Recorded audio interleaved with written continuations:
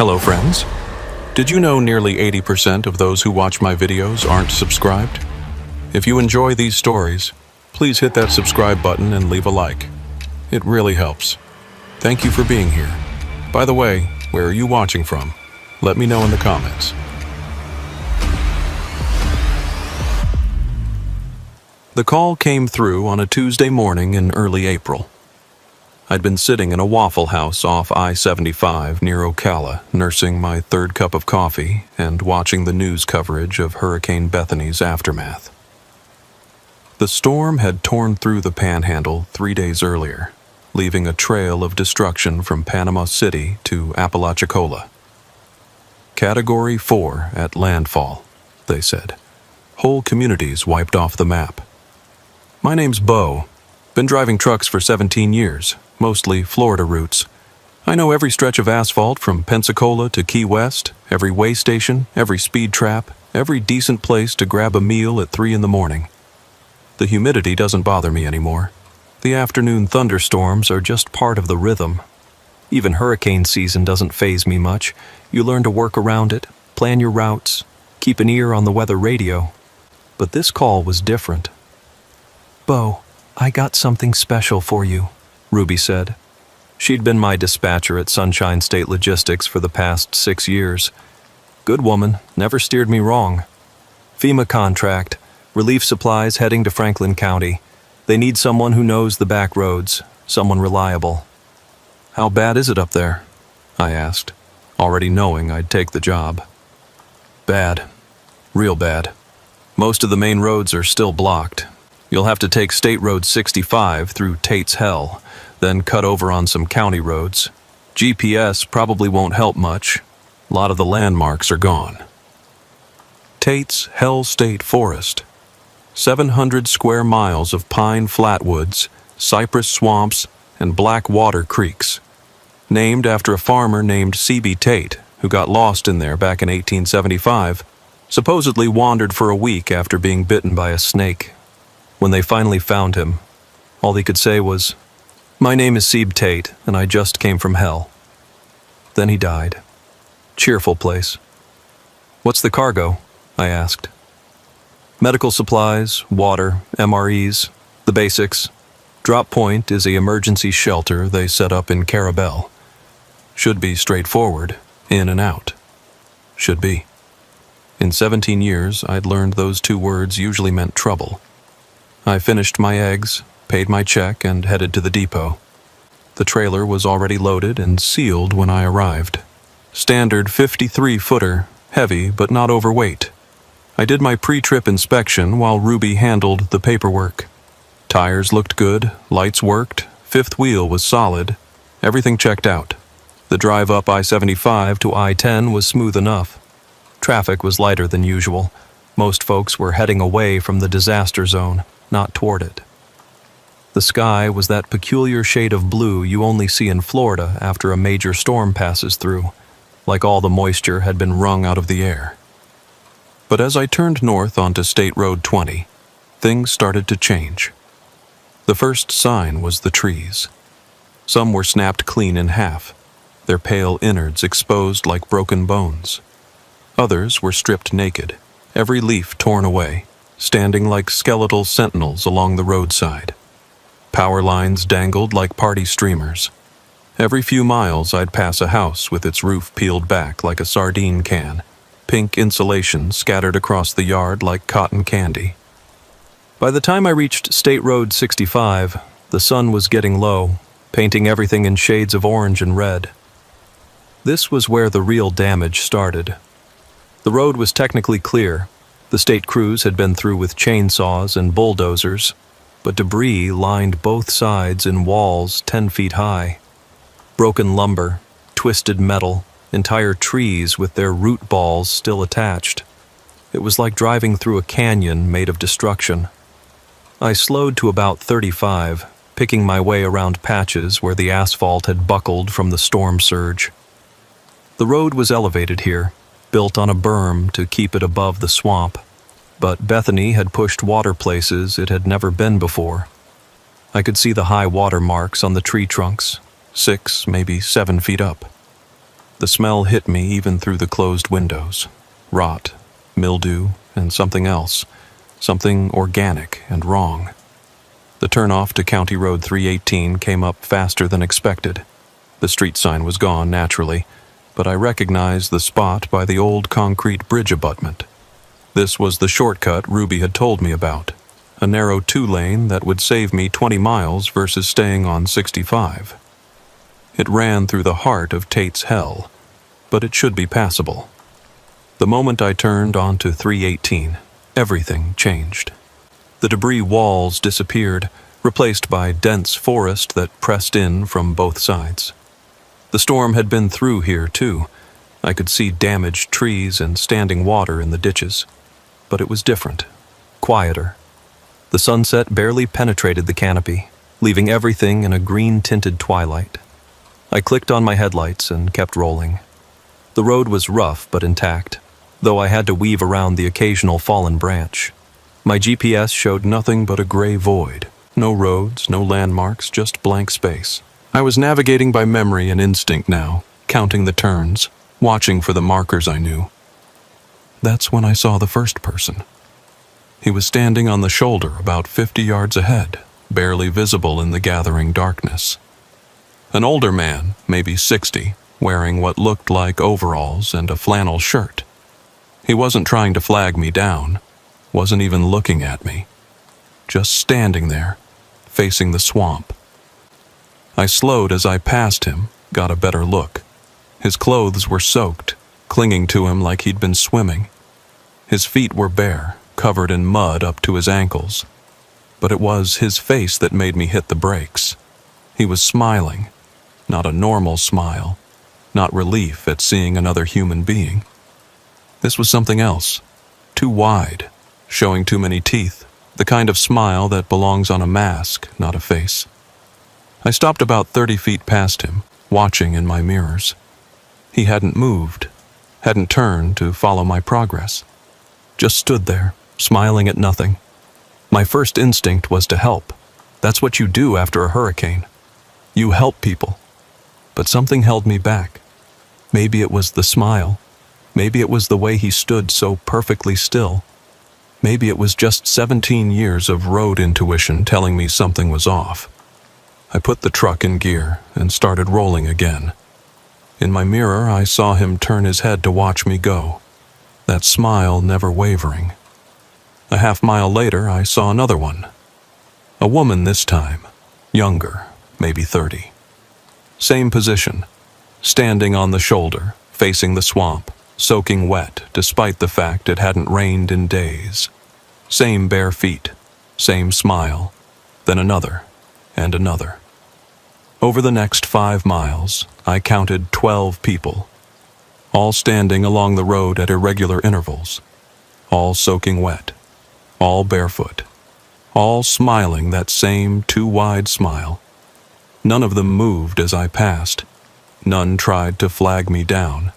None even acknowledged my presence, except to turn their heads and watch me go.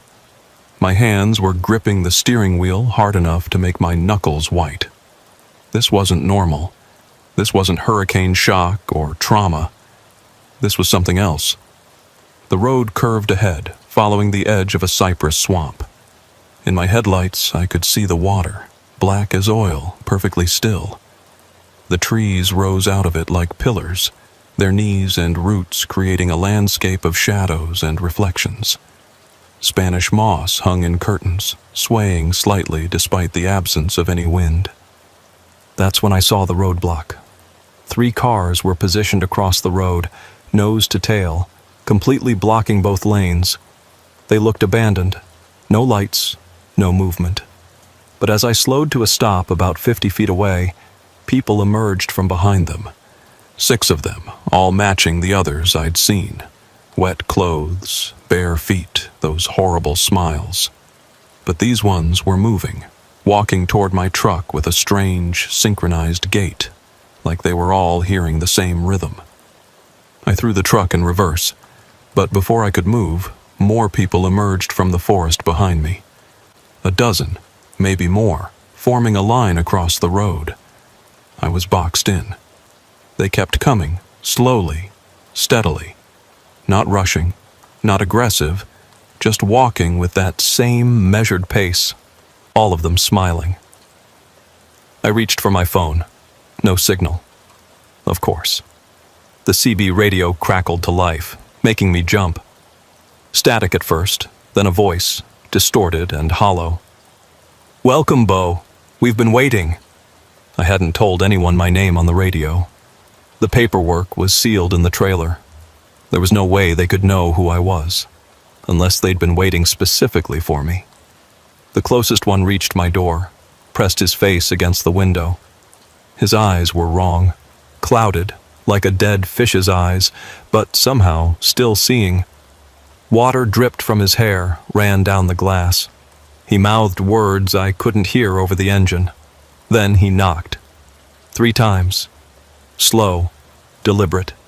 The others had surrounded the truck now, at least 20 of them, all pressing close, all smiling, all soaking wet. The smell was overwhelming even through the sealed cab. Stagnant water, decay, something chemical and sharp. One of them climbed onto the step, brought his face level with mine. It was an older man, maybe the first one I'd seen. This close, I could see his skin was wrong, pruned like he'd been in water for days, but also something else. Patches of it were translucent, showing dark veins underneath. His smile stretched wider, impossible wide, the corners of his mouth nearly reaching his ears. He spoke, his voice muffled through the glass, but clear enough. "Clyde says you need to come with us. The shelter's waiting." Clyde. I didn't know any Clyde, but the way he said it, like Clyde was someone important, someone I should know, sent ice through my veins. More hands on the truck now, pressing against the doors, the hood, the windows. The whole cab was rocking slightly. They weren't trying to break in, not yet. They were just touching, feeling, like they were trying to understand what the truck was. The CB crackled again. "Don't make this difficult, Bo. You have supplies we need. The people at the shelter are hungry. So hungry." The emphasis on that last word was wrong. Hungry for what? I had 2 options. Try to ram through the roadblock ahead, or reverse through the crowd behind. Either way, I'd hit people. Either way, I'd have to live with that. But looking at those faces, those smiles, those dead fish eyes, I wasn't sure these were people anymore. I made my decision. Slamming the truck into first, I gunned it toward the roadblock. The crowd scattered, moving with that same synchronized motion, like a school of fish. But they didn't run. They just stepped aside, creating a narrow channel barely wide enough for my truck. I hit the first car at about 20 miles per hour, pushing it aside with a grinding screech of metal. The second car spun away. The third crumpled against my bumper but moved enough to let me through. Behind me, I heard them laughing. All of them, in perfect unison, a sound like water gurgling down a drain. The road ahead was clear, but my mirrors showed them following. Not running, just walking with that same steady pace. But somehow, keeping up, always just at the edge of my taillight's reach. The engine coughed. The speedometer dropped from 45 to 40, then 35. The truck was struggling, like something was dragging it back. I pressed harder on the accelerator, but the speed kept dropping. 30. 25. 20. In the mirrors, they were getting closer. That's when I saw the water on the road ahead. It started as puddles, grew to streams, then a solid sheet of black water covering the asphalt. The storm surge must have pushed inland further than anyone realized. The road was flooded. I had no choice but to push through. The water hit my bumper with a splash, rose up around the wheels. The truck slowed more, fighting against the resistance. 15 per 10. The engine was screaming, but we were barely moving. The water was rising, already up to the bottom of the doors. This didn't make sense. The road was elevated. The water should be running off, not pooling, unless something was holding it here, or someone. In my mirrors, I saw them entering the water behind me, They didn't slow down. If anything, they moved faster, more naturally, like the water was their element.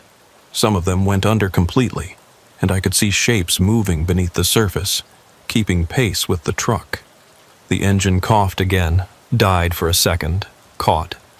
Water was coming in somewhere. I could hear it sloshing. The cab started to smell like the swamp, thick and organic. Then I saw her in the headlights. A woman, standing in the middle of the flooded road. But not like the others. This one was different. Dry clothes. A simple dress that might have been white once but was now stained with mud and something darker. Long gray hair that moved like it was underwater despite being dry. And her face. She had no eyes, just smooth skin where they should be. But she was looking right at me anyway. She raised one hand, and the truck stopped. Not slowed. Stopped. The engine was still running, wheels still turning, but we weren't moving, like the water had turned to concrete around us.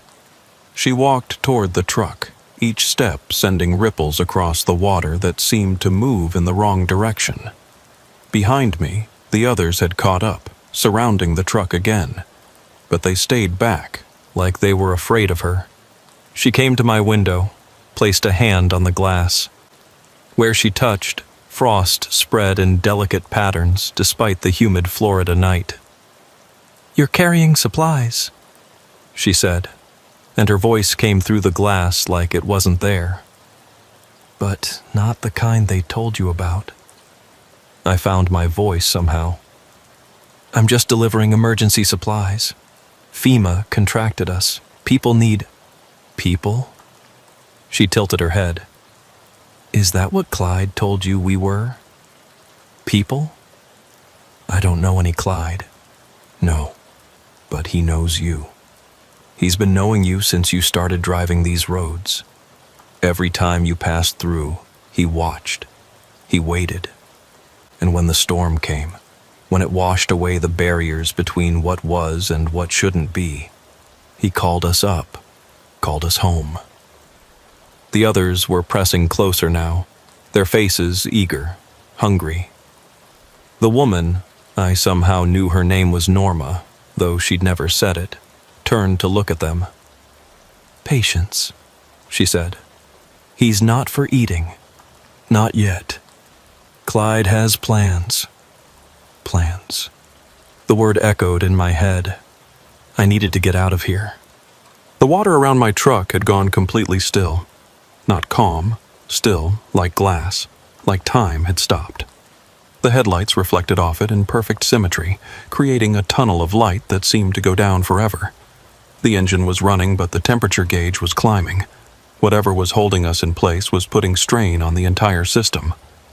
Norma still had her hand on my window, frost spreading from her touch in increasingly complex patterns. The others, maybe 30 of them now, stood in a perfect circle around the truck, waist deep in the black water, their faces all turned up toward me, all smiling. "You need to understand," Norma said, her voice coming through like we were having a normal conversation. "The hurricane didn't just destroy things. It revealed them, washed away the thin places between your world and ours. Clyde's been waiting so long for this chance." "What do you want?" I managed to ask, though my throat felt like sandpaper. "Want?" She tilted her head, and I heard her neck crack like breaking twigs. "We don't want anything. We are wanted, called, summoned by need. The shelter needs supplies. The people need food. You need to make your delivery. Everyone needs something, Bo. That's how Clyde works." The CB crackled. 5 miles, Bo. Just 5 more miles to the shelter. Think of all those hungry people waiting. 5 miles. Through this. Through them. "I'll make you a deal," Norma said. "We'll clear the road. Let you pass. You can make your delivery. Be a hero. All we ask is that you stop at the shelter, just for a moment. Let us thank you properly." Every instinct I had screamed no, but the engine was overheating. The water wasn't draining. and they had me completely surrounded. Maybe if I could get to the shelter, there would be other people there. Real people. Help. Fine, I said. Norma smiled. Not the too wide smile of the others, but something worse. Something that looked almost human but wasn't quite right. Like an AI trying to generate happiness. She stepped back, removing her hand from the window. The frost immediately began to melt, running down in rivulets that looked disturbingly like tears. She raised both arms, and the water began to recede, pulling back from the road like it was being vacuumed away. The others moved with it, walking backward into the forest, their eyes never leaving me. The truck lurched forward as whatever was holding it released. I grabbed the wheel, kept it steady. The temperature gauge started dropping back toward normal. In my mirrors, I could see the road behind me was dry, like the flood had never happened. But they were still there. I could feel them in the darkness between the trees, keeping pace, watching. The 5 miles felt like 50. Every shadow could hide one of them. Every reflection in standing water looked like eyes. The CB stayed silent except for occasional bursts of static that sounded almost like breathing. Then I saw lights ahead. Actual electric lights. Not the bioluminescent weirdness I'd half expected. A building materialized out of the darkness. A large metal structure, like an airplane hangar, with emergency shelter painted on the side in red letters. Floodlights on poles illuminated a parking area full of cars, trucks, even a few RVs. It looked so normal, so real, that I almost cried with relief. I pulled into the lot, found a space big enough for the rig. There were people here. Real people, moving between the vehicles, carrying boxes, helping each other. A woman was handing out water bottles from the back of a pickup. A man was grilling hot dogs on a portable barbecue. Kids were playing on a makeshift playground someone had built from salvaged lumber. This was what I'd expected to find. This was normal. I killed the engine, grabbed the paperwork from the dash, and climbed out. The humid night air hit me like a wall after the air-conditioned cab, but it smelled right. Generator exhaust, cooking food, bug spray, human smells. A man approached me, middle-aged, wearing a FEMA vest over a polo shirt. His badge said, "Shelter Coordinator." "You the supply truck?" he asked, and his voice was beautifully normal. Tired, stressed, but normal. "Yeah, got a full load. Where do you want it?" He pointed to a loading dock on the side of the building. "Back it in there. We'll get some folks to help unload. Thank God you made it. We're running low on everything." I climbed back in the truck, started maneuvering toward the dock. Everything felt so normal that I almost convinced myself the stuff on the road had been hallucinations. Stress, exhaustion, maybe some swamp gas causing hallucinations. It happened. But as I was backing up, using my mirrors to line up with the dock, I saw him. Clyde. He was standing at the edge of the floodlight's reach, half in shadow. Tall, thin, wearing what might have been a suit once, but was now just rags held together by mud and something that might have been seaweed. His face was turned toward me, but I couldn't make out features. Just the suggestion of eyes, a mouth, the basic shape of humanity without any of the details that made it real. He raised one hand in a wave, slow, deliberate, almost mocking. Then he walked into the shelter through the main entrance, and nobody stopped him. Nobody even looked at him.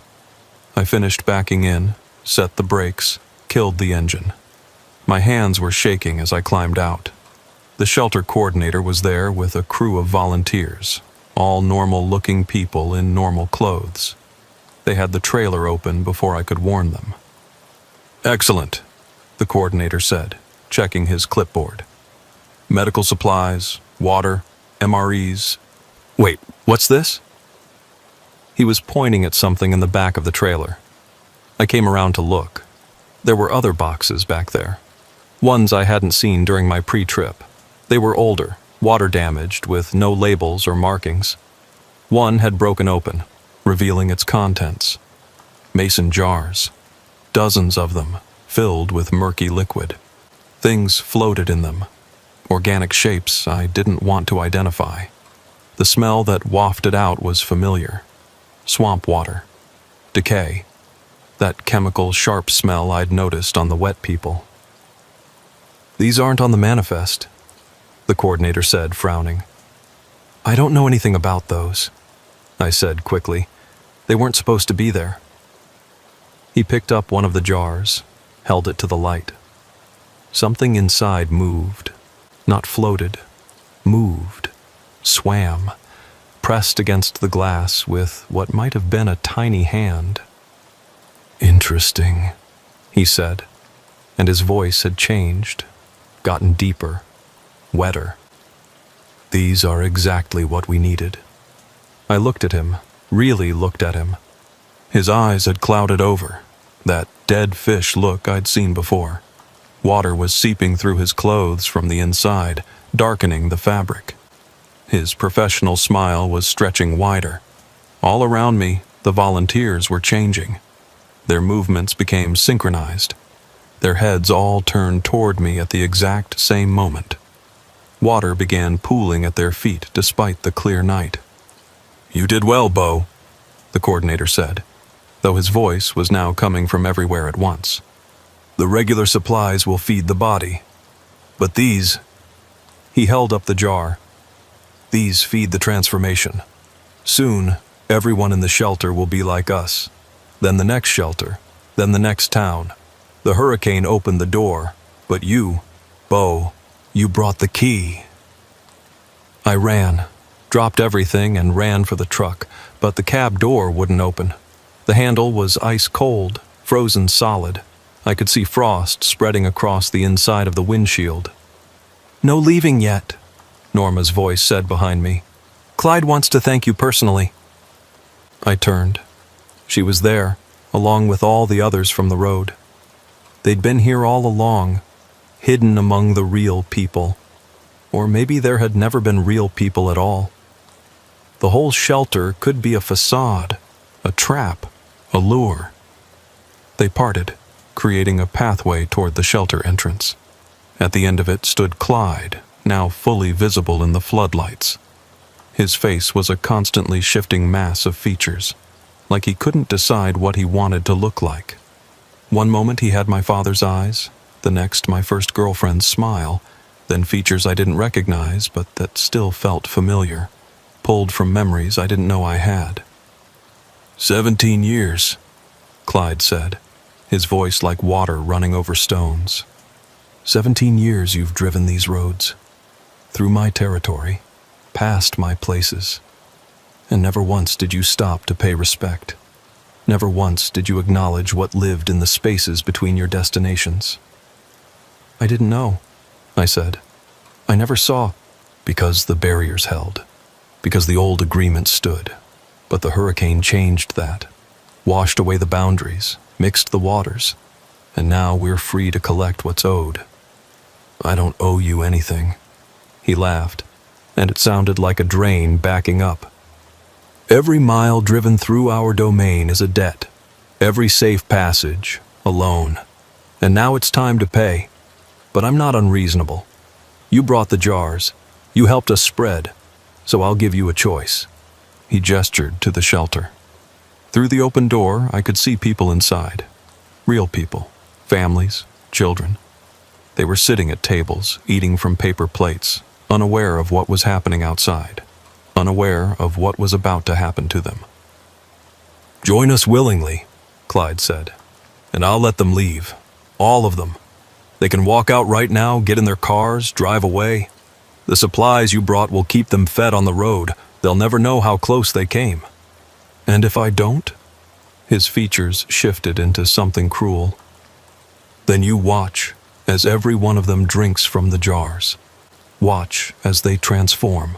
Watch as they become ours. And then you join us anyway, but with all those souls on your conscience." "That's not a choice?" "It's the only choice you've ever had, Bo. The only choice anyone has. Save others or save yourself. But either way, the house wins. Either way, we feed. I looked at the shelter, at the families inside. A little girl was coloring at one of the tables. A baby was crying in its mother's arms. An elderly couple was sharing a can of peaches. They were hurricane survivors, people who'd lost everything, come here for help. "How do I know you'll keep your word?" I asked. Clyde's face settled into something that looked almost like my own reflection. "Because I need you to choose. That's how it works. That's how it's always worked. The willing sacrifice has power. It opens more doors, spreads the influence further. If I just take you, I get one soul. If you choose, I get permission. And permission, Bo, permission is everything." The wet people were closing in slowly. I could hear water dripping from their clothes, their hair, their skin. The smell was overwhelming, organic rot mixed with something chemical, like formaldehyde and swamp gas. "Decide," Norma said softly. "The jars are getting warm. Soon they'll open on their own." I could see it happening. The lids on the jars were bubbling, pressure building inside. Whatever was in there wanted out.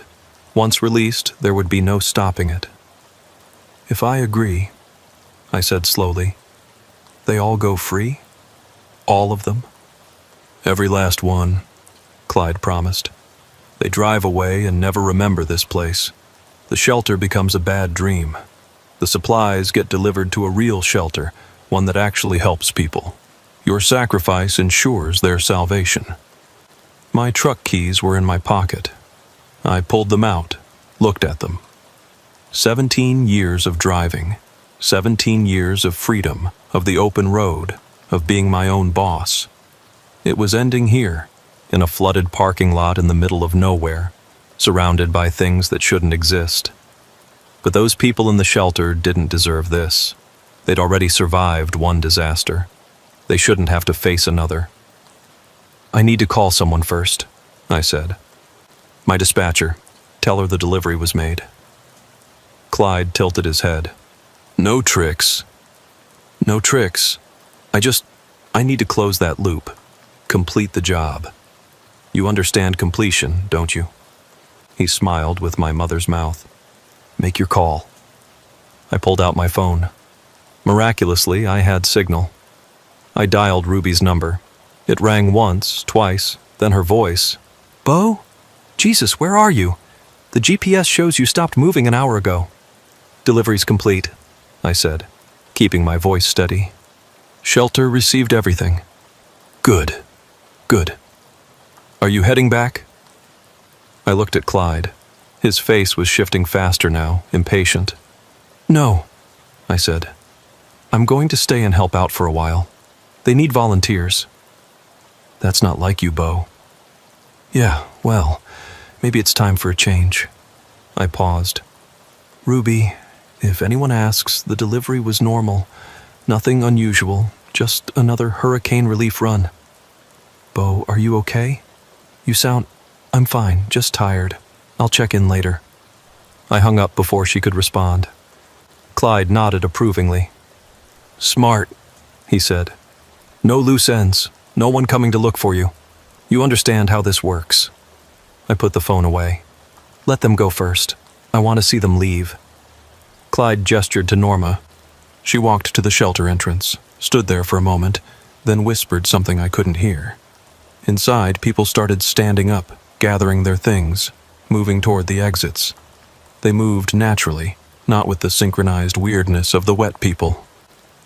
They looked confused, but not frightened. Within minutes, they were filing out to their vehicles. The mother with the baby, the elderly couple, the little girl with her coloring book. They got in their cars, started engines, began pulling out of the lot. None of them looked at us.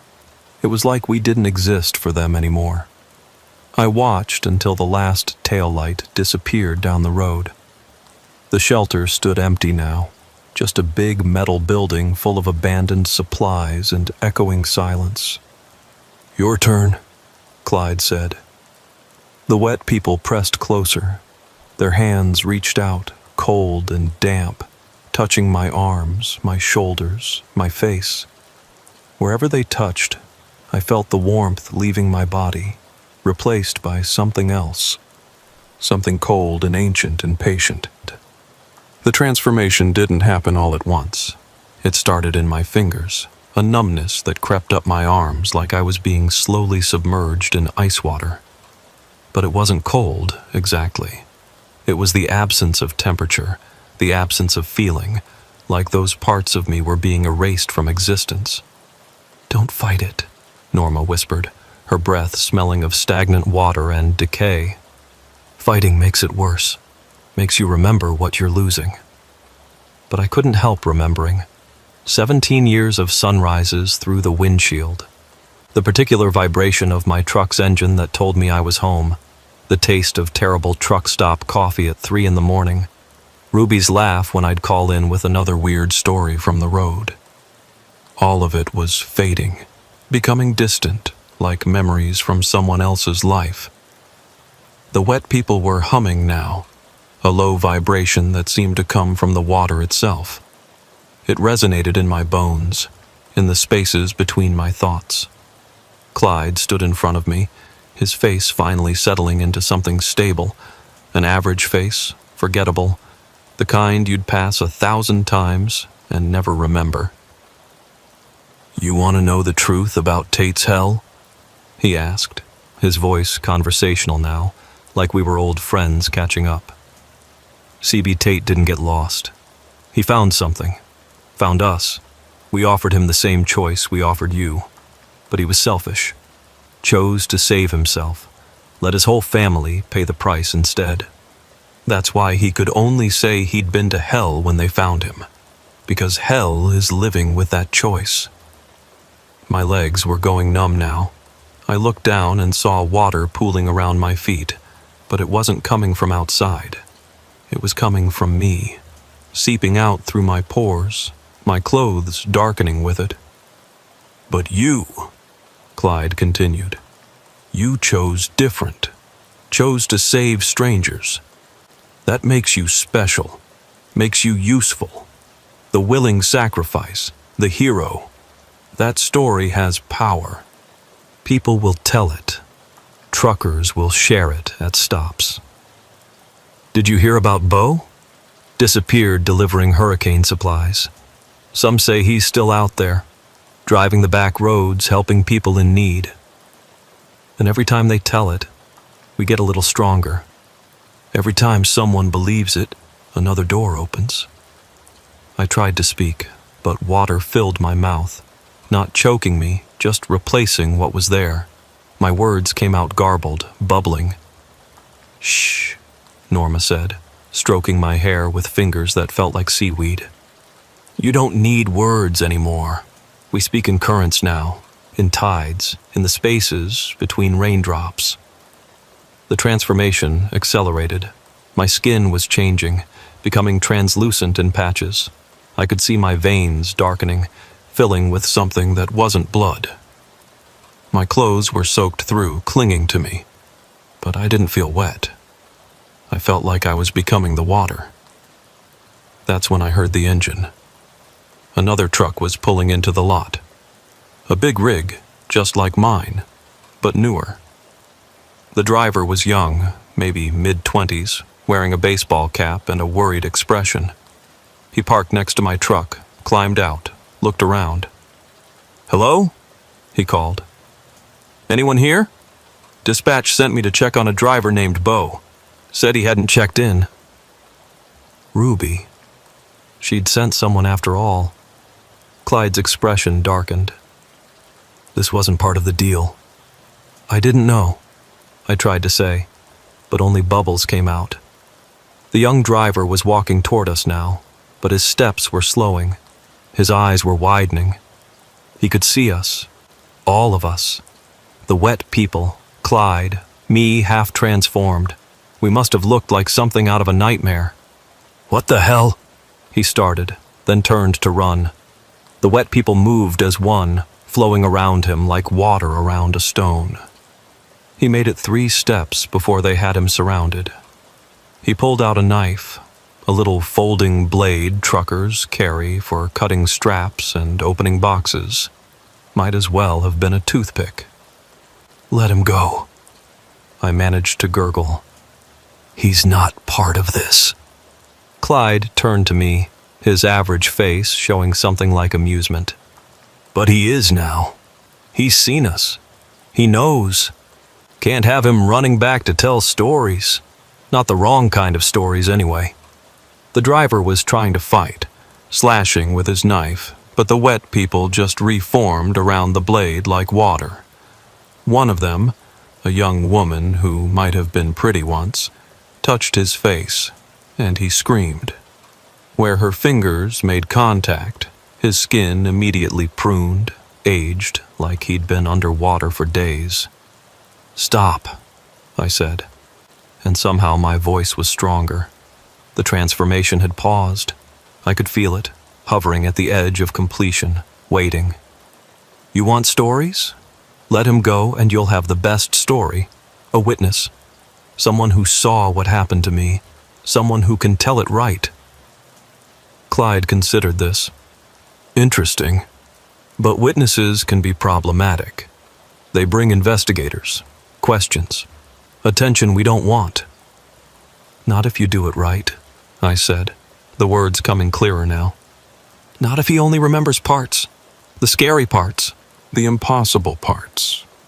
The parts nobody will believe. He becomes another storyteller, another voice spreading the legend. Every truck stop from here to California will hear about the driver who saw Bo taken by the swamp things. And some will laugh, but some will wonder, and some will come looking." "And find us," Norma said, understanding. "Find more volunteers for the collection." The young driver was on his knees now, surrounded but not touched. His eyes were wild, darting between us, trying to make sense of what he was seeing. "What's your name?" I asked him. Tommy," he stammered. "Tommy Richardson." "Tommy, you're going to leave here. You're going to drive away and never come back. But first, you're going to watch. You're going to see what happens. And you're going to remember just enough to tell the story, but not enough to prove it. Do you understand?" He nodded frantically. Clyde smiled. "You're learning, Bo. Learning how the game really works. Very well. The boy can go. After I completed the transformation. After I became one of them fully. I felt it resume, the change. My bones were dissolving, reforming into something more flexible, more fluid. My eyes were changing, the world taking on new colors, or maybe old colors I'd never been able to see before. I could sense the water table beneath us, feel every drop of moisture in the air, taste the storm systems building 3 states away. But worse than the physical change was the mental one. My memories were being edited, revised.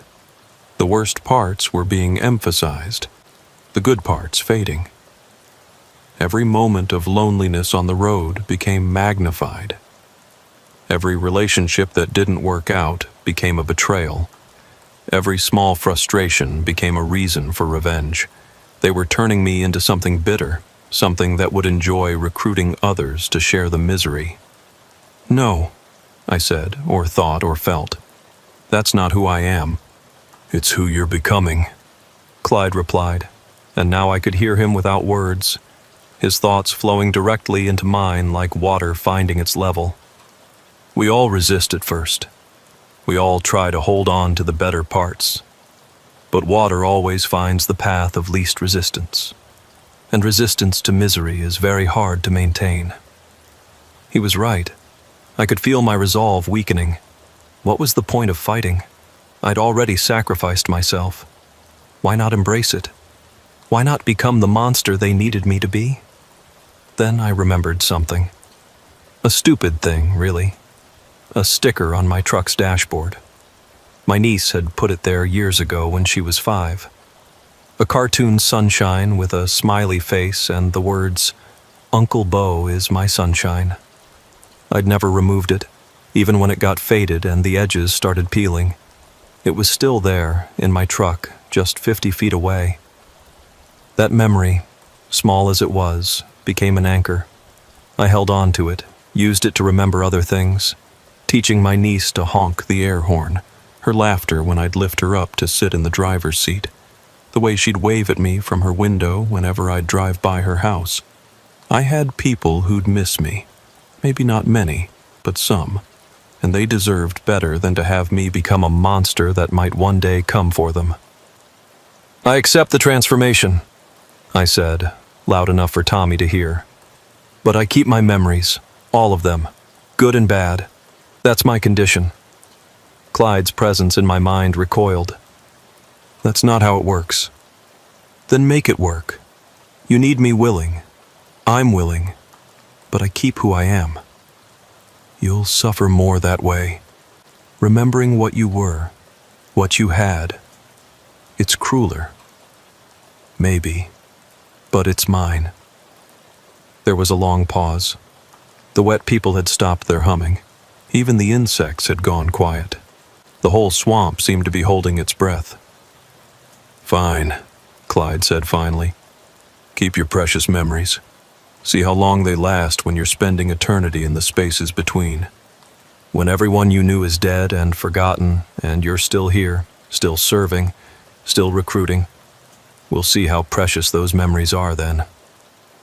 The transformation completed with a sensation like drowning in reverse. I felt my last human breath leave me, replaced by something else. Not air, not water, but the potential for both.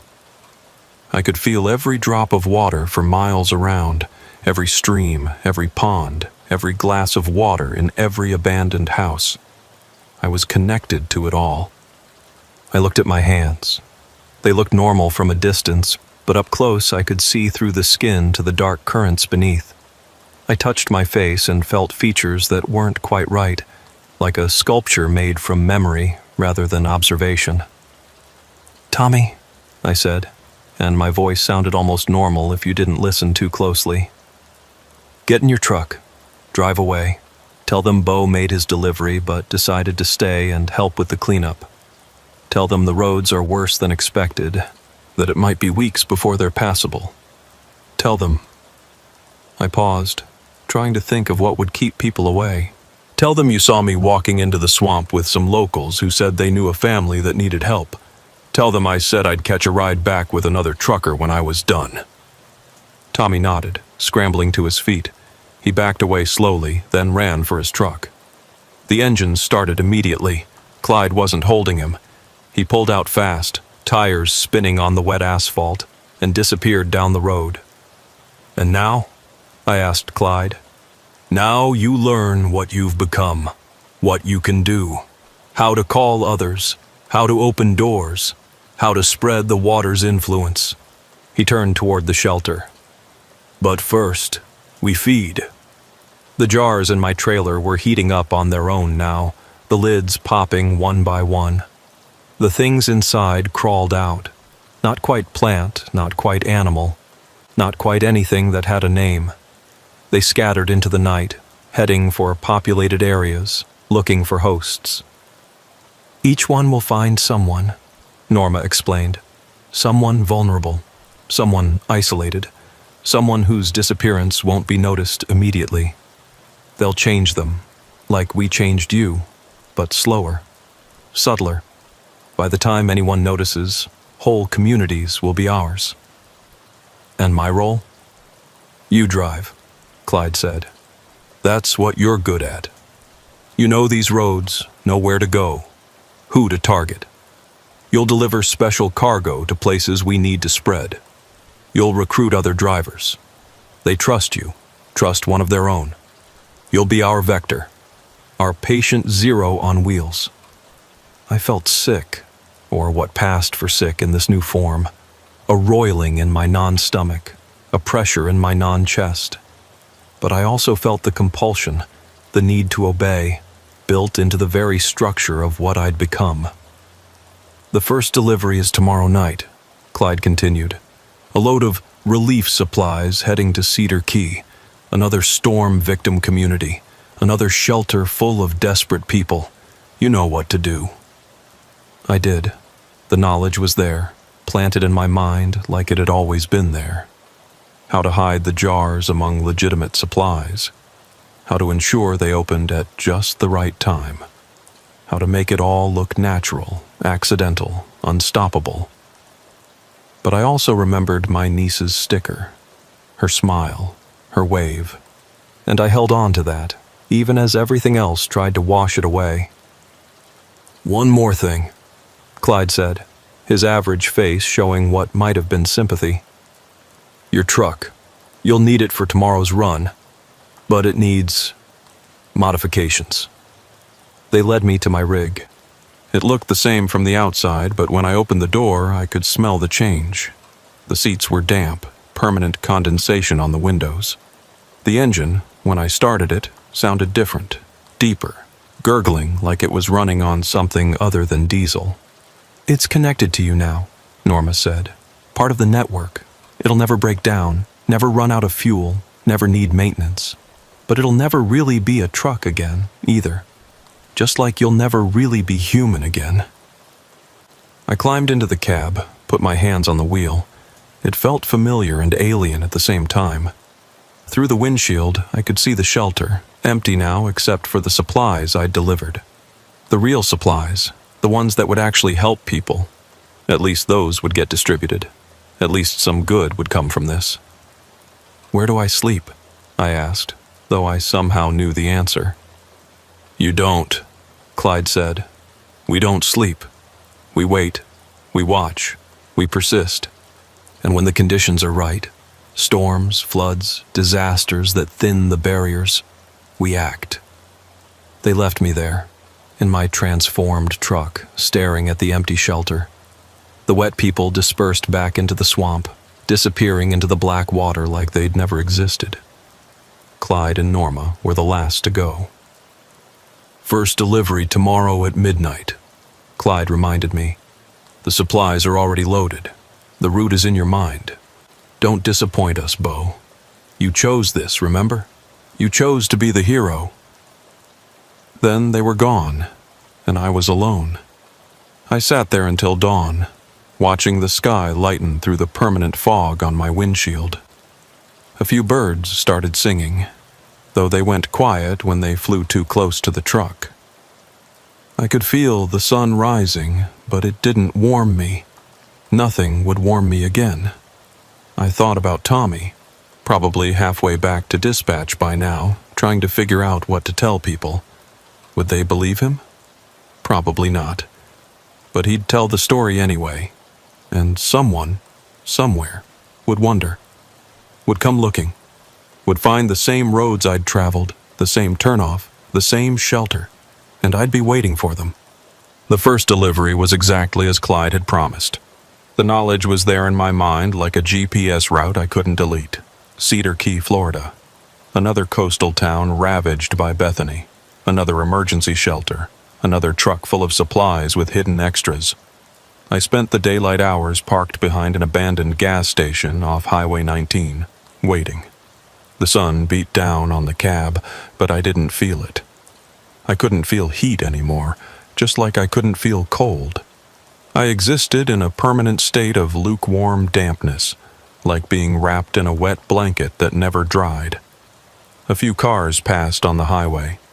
One slowed down, probably wondering about the lone truck parked behind the derelict building, but they didn't stop. Good. I didn't want to know what would happen if someone approached me during daylight.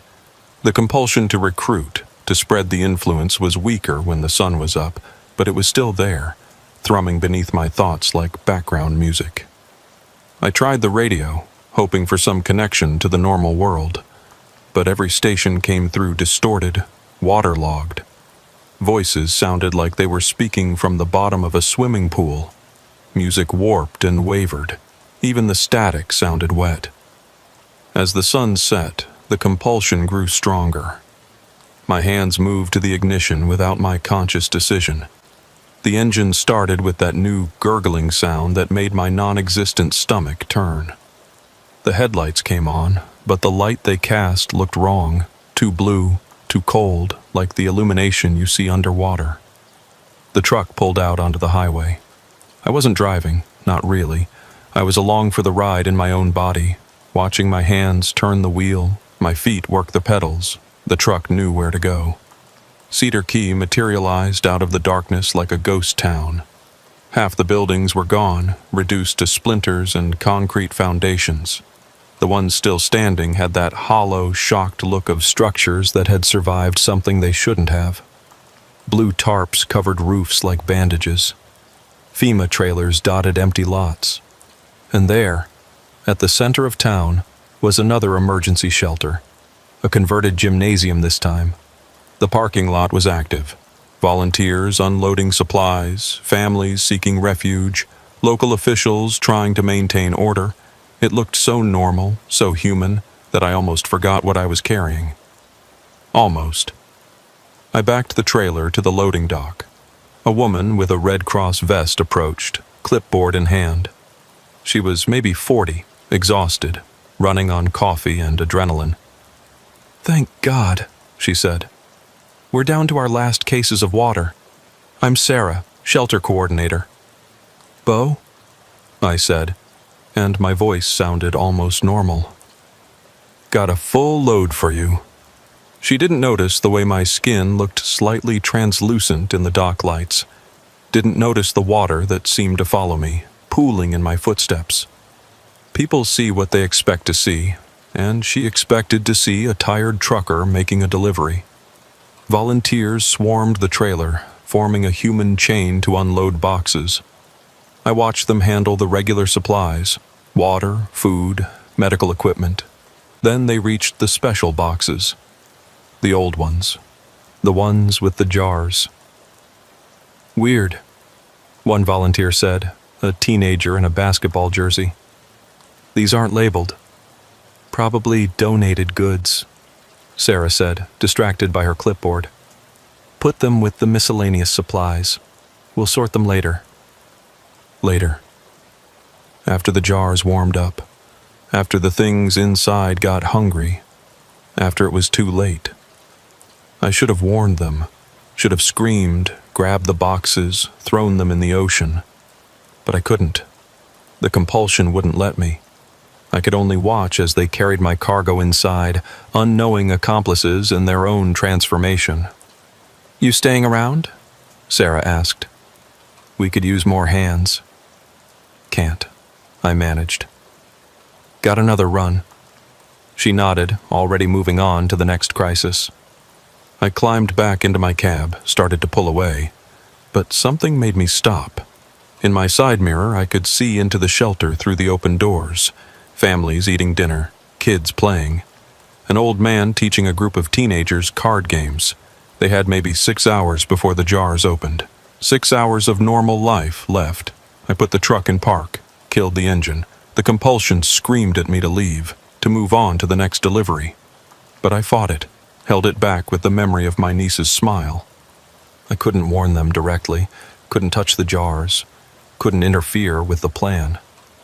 But maybe I could do something else. I climbed out, walked to the shelter entrance. Sarah looked up, surprised. "Changed your mind?" "Yeah," I said. "Where do you need me?" She put me on water distribution duty. Simple work, handing out bottles to anyone who needed them. It put me in the main area, where I could watch the boxes with the jars. They'd stacked them in a corner, waiting to be sorted. As I worked, I studied the patterns. When did people move through that area? How often did someone check those boxes? What would it take to create a distraction at just the right moment? 4 hours passed. The shelter was settling into nighttime mode. Families finding spots to sleep. Volunteers changing shifts. The fluorescent lights dimming to let people rest. And in the corner, I could see the jars beginning to glow faintly. The things inside were waking up. That's when I saw him. A man in his 60s, wearing a Vietnam vet cap, heading toward the boxes. He was probably looking for something specific. Batteries, maybe, or toilet paper. But he was about to find something much worse. I moved without thinking, my body flowing across the room faster than should have been possible. I reached him just as his hand touched one of the warm jars. "Don't," I said. He looked at me, startled. This close, he could see what I really was. His eyes widened, mouth opening to scream. "Please," I said quickly. "Just walk away. Take your family and leave. Now." "What are you?" he whispered. "Someone trying to help. There's going to be a chemical spill in about an hour. Hazardous materials. You need to get everyone out." "But you were in the war. You've seen things that didn't make sense. Things you couldn't explain. This is one of those things. And just like then, the only smart move is to evacuate. Get everyone out. Say there's a gas leak, a bomb threat, anything. Just get them out." He stared at me for a long moment. Then he nodded once, sharp and decisive. "Military training kicking in. Don't question the intel, just act on it." He turned and walked quickly to Sarah. I couldn't hear what he said, but I saw her face change from skepticism to concern to action. Within minutes, she was quietly waking people, ushering them toward the exits. "Possible gas leak," she kept saying. "Just a precaution. Everyone outside." The evacuation was surprisingly orderly. Families gathered their belongings. Volunteers helped the elderly. Everyone filed out into the parking lot. The whole shelter was empty in less than 20 minutes, except for me. I stood alone among the abandoned supplies, watching the jars pulse with increasing brightness. The compulsion was screaming now, trying to force me to stop the evacuation, to bring people back. But I held firm, anchored by that one small memory of happiness. The first jar cracked at exactly midnight. The thing inside oozed out, a mass of translucent tissue and impossible anatomy. It sensed the empty building, let out a sound like a frustrated sigh, and began searching for hosts that weren't there. More jars opened. More things emerged. They spread through the shelter, finding nothing but empty cots and abandoned meals. Their frustration grew into something like anger. That's when Clyde appeared. He materialized from the water pooling on the gymnasium floor, his average face twisted with rage. "What did you do?" "Nothing," I said. "There was a gas leak. Everyone evacuated." "Don't lie to me. I can feel the compulsion breaking in you. You're fighting it." "I'm not fighting anything. I'm exactly what you made me. A recruiter who knows these roads, these people. And I know that if we take too many too fast, people will notice. The National Guard will come, the CDC, others who know what to look for. We need to be subtle." He studied me, that face cycling through expressions like a TV changing channels. "You're still thinking like a human. You left me my memories. This is what you get." He moved closer, and I felt the water in my body respond to his presence, trying to reshape itself to match his will. It hurt in a way I didn't know I could still hurt. "I could unmake you," he said. "Scatter your consciousness across every drop of water in the state. You'd exist, but you'd never be able to form a coherent thought again." "You could," I agreed. "But then you'd lose your recruiter, your inside man, and we both know you need me. The roads are changing, the hurricane season is just starting. You need someone who understands the human systems, the supply chains, the trust networks. Kill me and you're back to random attacks that might work or might not." We stood there, faced off in the empty shelter while the creatures from the jars searched futilely for victims. Outside, I could hear sirens approaching. Someone had called 911 about the evacuation. "They'll find the creatures," I said. "Unless we leave now. Unless we clean this up and disappear. Your choice." Clyde's face finally settled on an expression of calculated acceptance. "Clean it up," he ordered. I knew how without being told. I raised my hands, and every drop of water in the building responded. The creatures dissolved, breaking apart into their component liquids, flowing back into the jars. The jars resealed themselves. the boxes closed. Everything returned to looking normal, just supplies waiting to be distributed. By the time the fire department arrived, the shelter was just an empty building with abandoned supplies.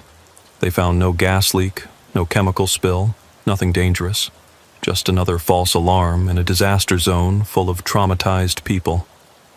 Sarah found me in the parking lot as families started filtering back in. "Thank you," she said.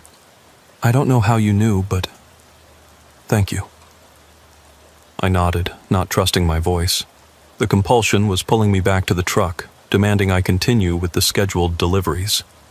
3 more shelters tonight, 3 more chances to spread the infection. But I'd learned something important. The compulsion could be resisted, not overcome, not defeated, but resisted, delayed, redirected. It would cost me each time, leave me weaker, more susceptible to Clyde's direct control. But it was possible. I climbed into my truck, started the engine. The next delivery was in Cross City, another small town, another shelter. More jars hidden among real supplies. But maybe, if I was careful, if I was clever, I could minimize the damage, save some people, hold on to some fragment of humanity, even in this inhuman form. The truck pulled onto the highway, heading north through the swampy darkness.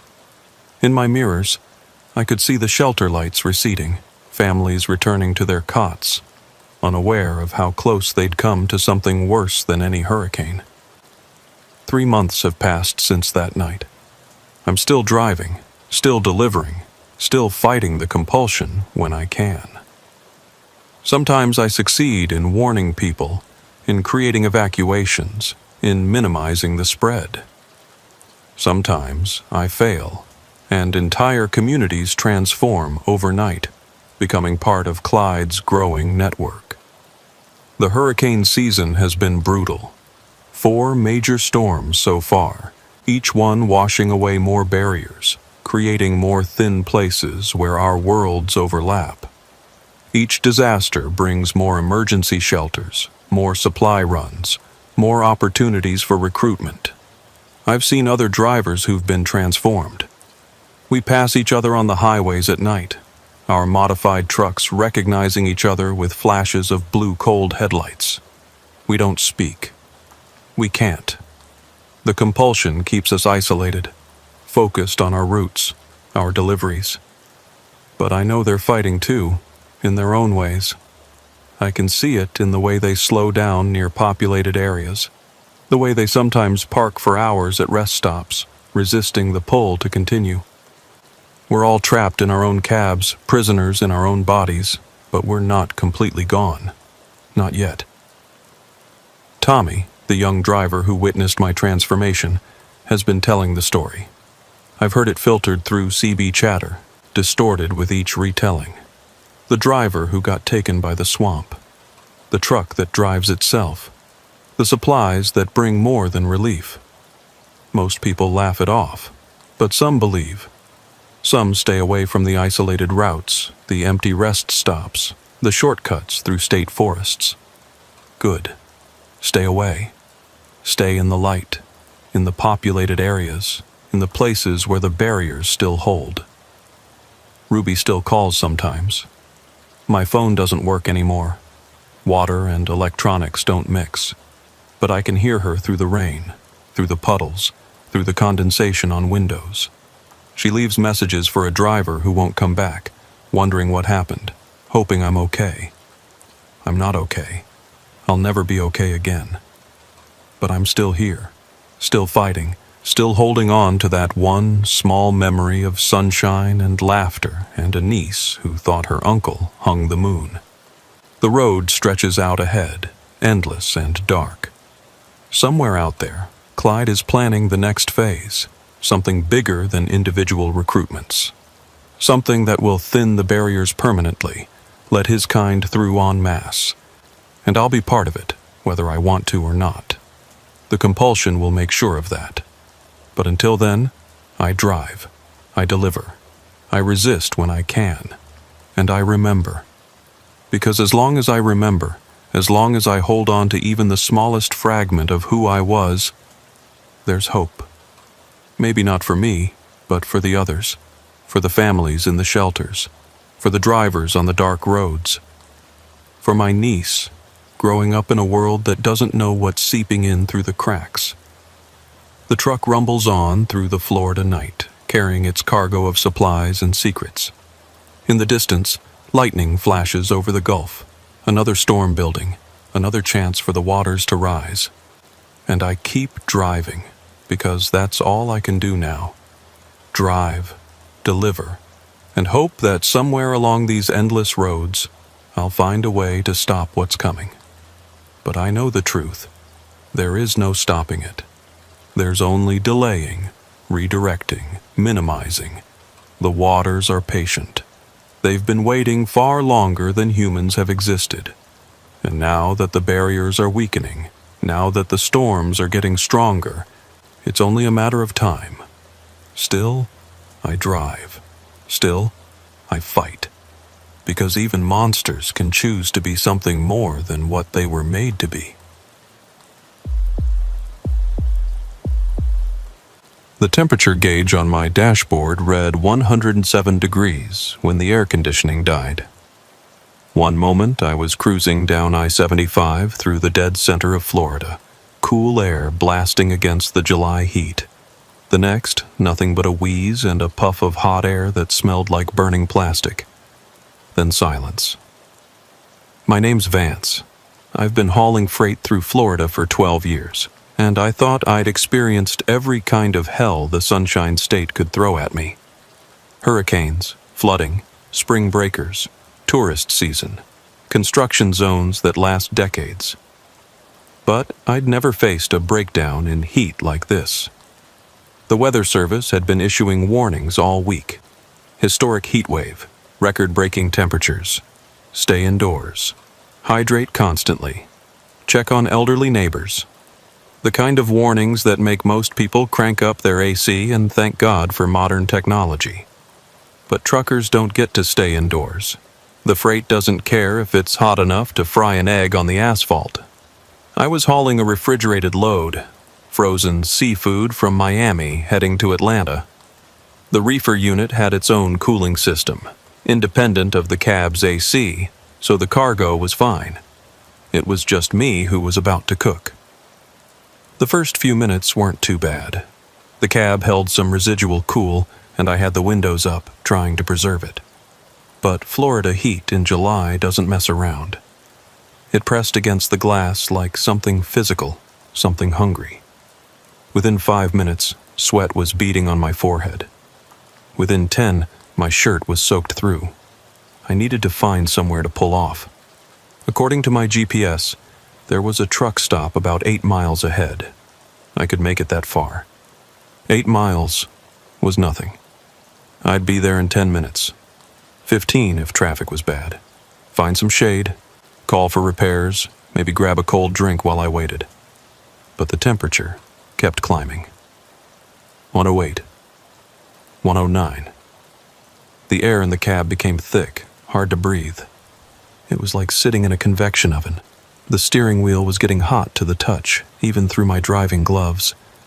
The vinyl seats felt like they were melting. I tried the CB radio, thinking maybe I could reach another trucker, get some advice or at least some sympathy. But all I got was static. The heat was probably affecting the electronics.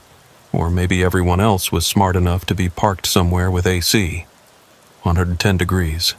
My vision was starting to blur. Not dramatically, just a slight wavering at the edges, like looking through water. Dehydration setting in already. I reached for my water bottle, but it was empty.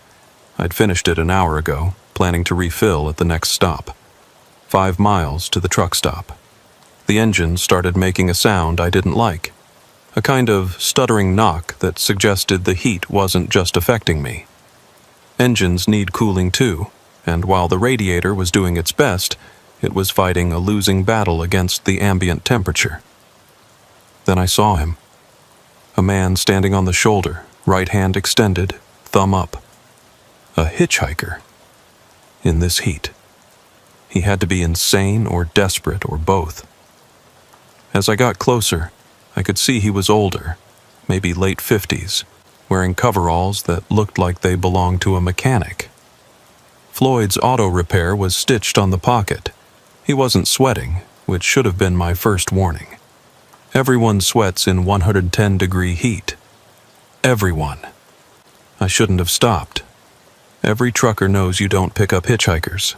Company policy, insurance liability, personal safety. There are a dozen good reasons to keep driving. But the heat was making me stupid, and the thought occurred that maybe a mechanic could help with the AC. I pulled onto the shoulder about 50 feet past him.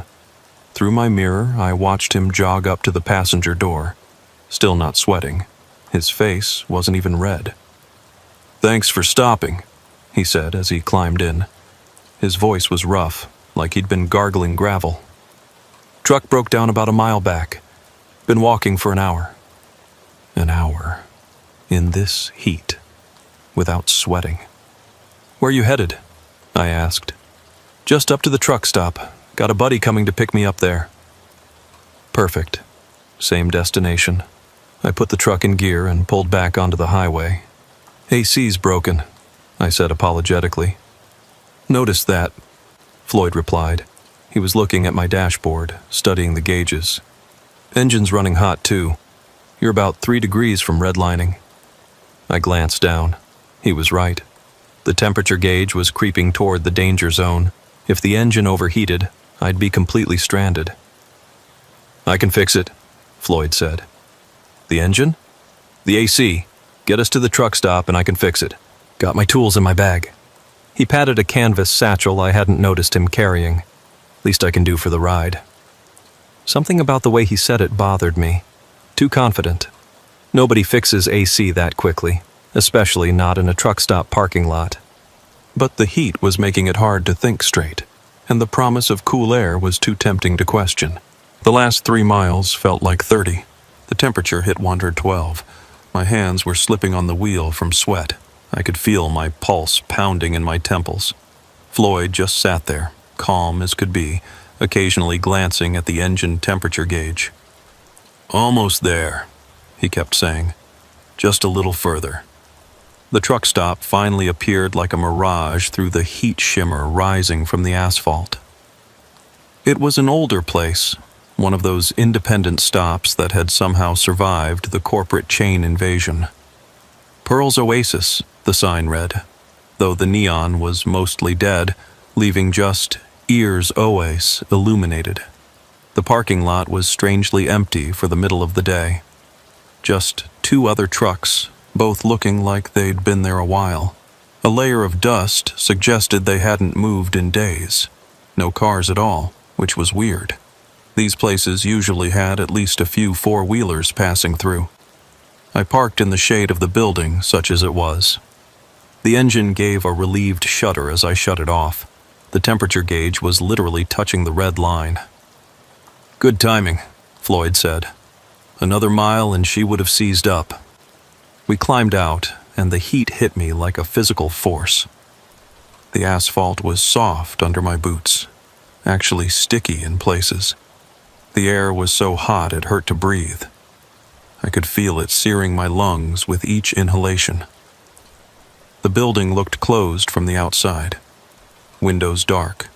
No movement visible inside, but Floyd walked straight to the door and pulled it open. A bell chimed, and blessed cool air flowed out. The interior was dimly lit, but the AC was definitely working. I stood in the doorway for a moment, just letting the cold wash over me. It was like diving into a pool after walking across hot sand. "Come on in," a woman's voice called. "Too hot to stand there with the door open." I stepped inside, letting my eyes adjust. It was a typical truck stop store.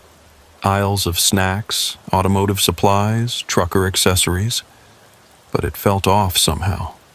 Too quiet. No music playing, no hum of coolers, no sound from other customers because there were no other customers. The woman behind the counter was probably 60, heavy-set, with hair dyed an unnatural shade of red. She wore a name tag that said Pearl in faded letters. She was smiling, but it didn't reach her eyes. "You look like you need a drink," she said, already reaching into a cooler behind her. "On the house. Can't have drivers passing out from heat stroke." She handed me a bottle of water so cold it hurt to hold. I didn't question the generosity. I twisted off the cap and drank half of it in one go. It was the best water I'd ever tasted, so cold it made my teeth ache. "Floyd," Pearl said, nodding to my passenger. "Haven't seen you in a while." "Been busy," Floyd replied. He'd walked over to the automotive section and was examining belts and hoses like he was shopping. "This man needs his AC fixed. Gonna help him out." "That's Floyd," Pearl said to me. "Always helping folks. Regular guardian angel." Something in the way she said it sounded mocking, but I was too heat-addled to care. I finished the water and immediately felt better. The pounding in my head eased. My vision cleared. "Bathroom?" I asked. Pearl pointed toward the back. "Through that door, down the hall. Take your time. You look like you need to cool down some more." The bathroom was surprisingly clean for a truck stop. Cold air was blowing from a vent directly over the sink. I splashed water on my face, soaked some paper towels, and held them against my neck. In the mirror, I looked terrible, face red and blotchy, eyes bloodshot, hair plastered to my head with sweat. When I came back out, Floyd was waiting by the door with his tool bag. "Ready to fix that AC?" he asked. We went back out into the heat. If anything, it had gotten worse. The thermometer on the building's wall read 115. The air shimmered like a living thing, distorting everything beyond a few feet. Floyd popped my hood and immediately went to work. I stood back, trying to find shade that didn't exist. The metal of the truck was too hot to touch. I could see heat waves rising from the engine compartment. "There's your problem," Floyd said after a few minutes. "Compressor belt snapped. Lucky I've got a spare." He pulled a belt from his bag. It looked new, but there was something off about it. The rubber had an unusual sheen, almost iridescent, like oil on water, and it felt cold when he handed it to me to hold while he worked. Not cool from being in an air-conditioned store, but actively cold, like it was generating its own chill. "Special material," Floyd explained, seeing my expression. "Designed for extreme heat, military-grade stuff." I didn't know the military made AC belts, but I wasn't going to argue with anything that might get my air conditioning working again. Floyd worked quickly, efficiently. His hands never seemed to touch the hot metal directly, always using tools or rags. Within 20 minutes, he had the new belt installed and was closing the hood. "Start her up," he said. I climbed into the cab, turned the key. The engine rumbled to life, and I held my breath as I turned on the AC. For a moment, nothing. Then a blast of Arctic air so cold it actually hurt. I had to turn it down immediately. "Works better than new," Floyd said, climbing into the passenger seat. "That belt will keep things extra cool. You'll need it for what's coming." "What's coming?" He didn't answer, just pointed ahead. "Drive. We need to get moving." "I thought you were meeting someone here." "Change of plans. I'll ride with you a bit further. That okay?" It wasn't really a question. Something in his tone made it clear he was coming whether I liked it or not. And honestly, with the AC working this well, I didn't mind the company. The cold air was already making me feel human again. I pulled out of the parking lot and back onto I-75. The highway stretched ahead, shimmering in the heat. According to my GPS, it was 95 miles to the next major town. Plenty of time to enjoy the AC. But as we drove, I started noticing things. The other vehicles on the road all seemed to be keeping their distance. Cars that came up behind us would suddenly slow down, fall back, take exits. Nobody passed us. It was like we were in a bubble of empty road. "You know," Floyd said after a while, "heat like this brings out interesting things. Makes the world thin in places." Thin? Between what's real and what's possible. Between what should be and what is. You ever driven through heat so bad you saw things that weren't there? Mirages, sure. Heat shimmer plays tricks. Not tricks, glimpses, windows. The heat opens them up, lets things through. I glanced at him. He was staring straight ahead, his face expressionless. You feeling okay, Floyd? Maybe the heat got to you more than you thought. He smiled then, and I noticed his teeth were wrong. Too white, too sharp, and there were too many of them. I feel fine, Vance. Better than fine. But you're going to start feeling strange soon. What? That water Pearl gave you. Special water.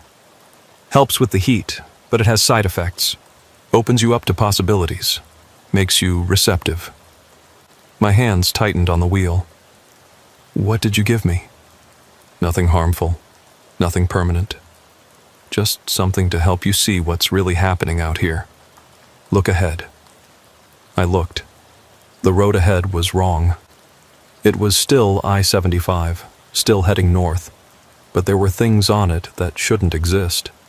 Structures that looked like massive ribs arcing over the highway, shadows moving independently of the objects casting them. And the sky was the wrong color, not blue, not even heat-hazed white, but a sick yellow-green like old bruises. What the hell?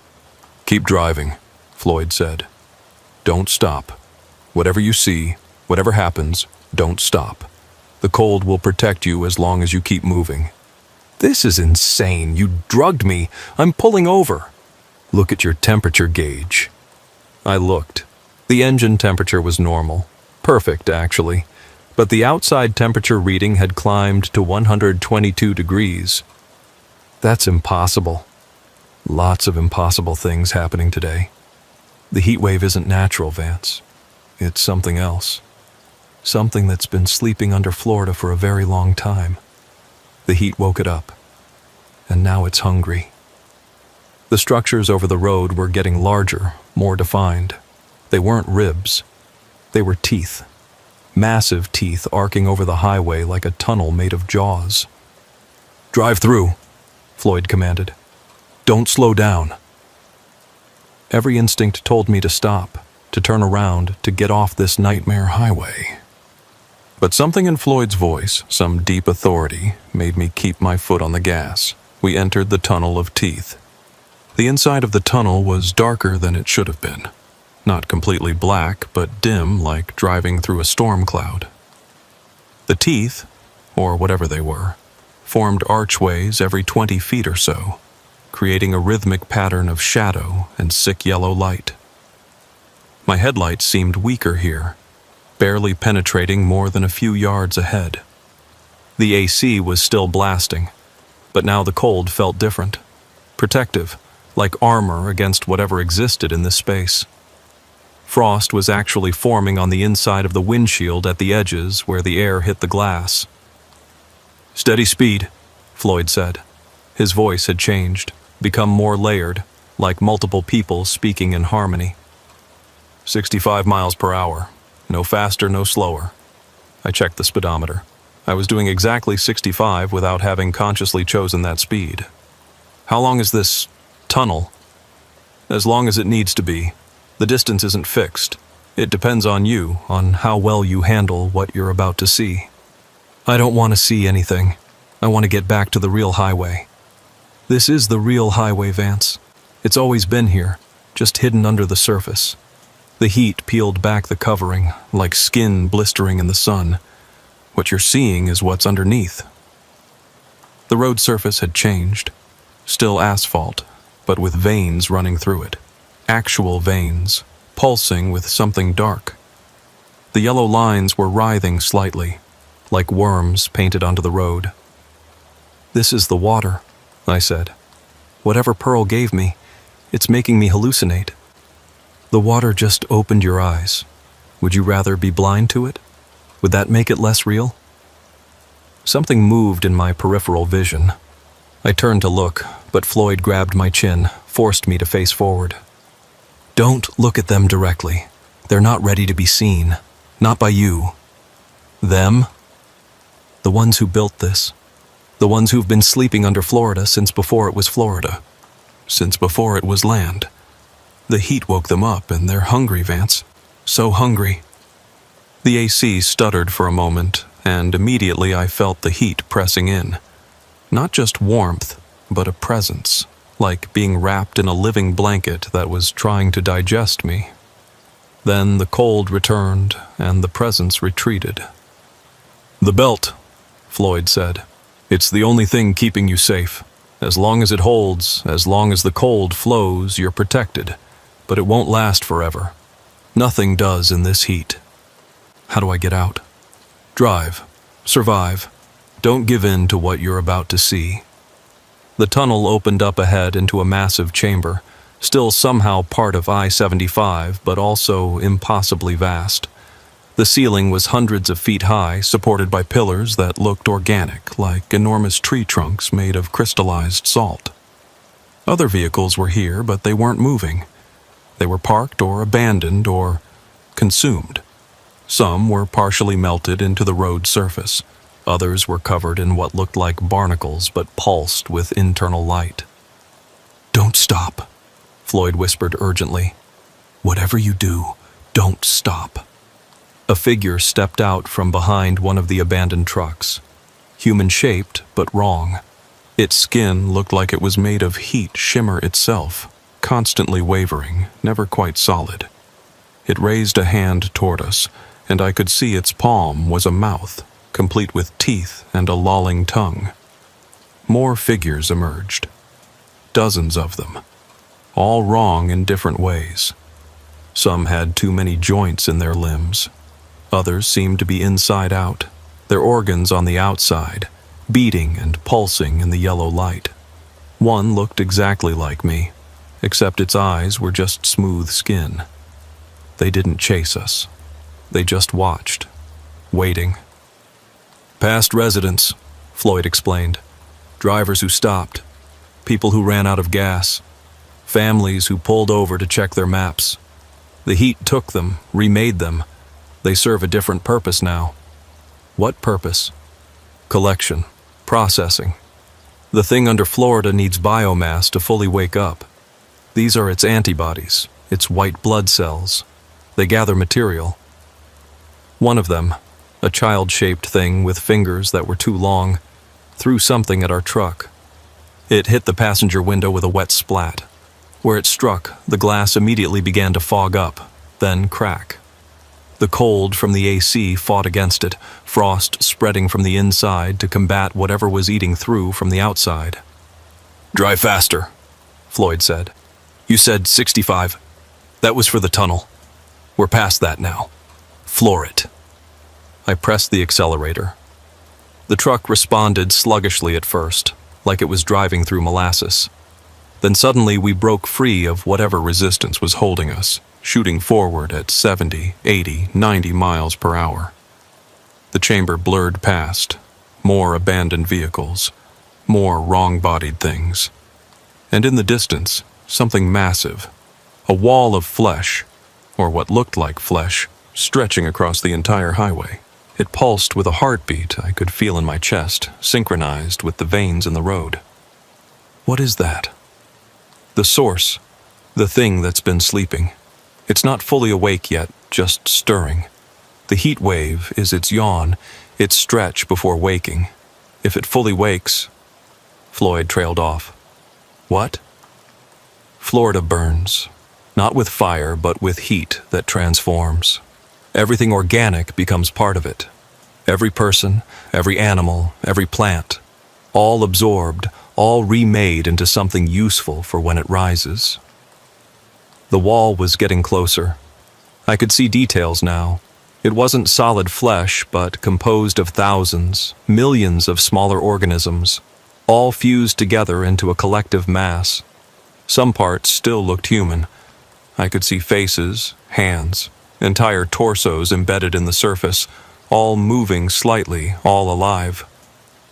"Ram it," Floyd said. "What?"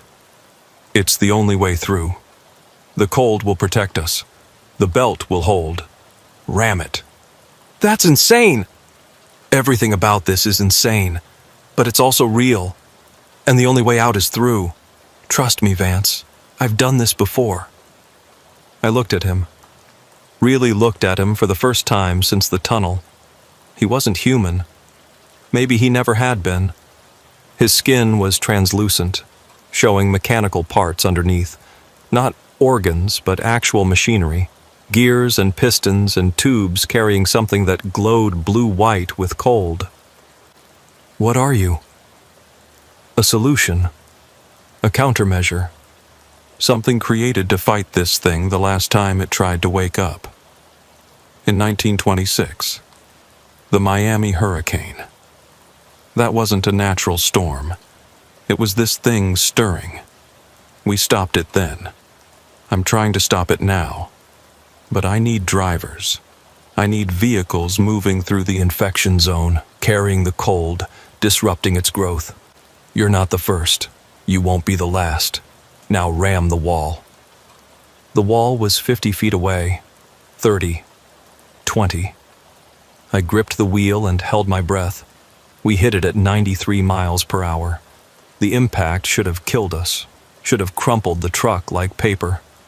Instead, we punched through like the wall was made of jelly. But I felt it as we passed through, a consciousness, vast and alien and hungry. It knew we were there. It knew I was there. For one horrible moment, I felt it trying to get inside my head, trying to remake me from the inside out. Then the cold from the AC surged, and the presence retreated. We burst out the other side onto normal highway. Regular I-75, with regular traffic, under a regular, if extremely hot, sky. The temperature gauge read 98 degrees. Hot, but not impossibly hot. I pulled over immediately, shaking. My hands wouldn't let go of the wheel. I had to consciously pry each finger loose. "It's over," Floyd said. "For now." Was any of that real? All of it. But most people can't see it, won't see it. The heat has to be just right, the conditions perfect. You were lucky, or unlucky, depending on how you look at it. The water Pearl gave me. Just water. Very cold water. The seeing, that was all you. Some people are sensitive.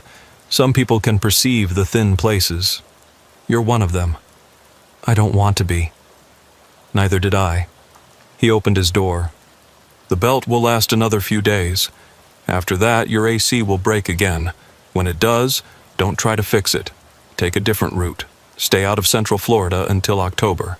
The thing will go back to sleep when the temperature drops."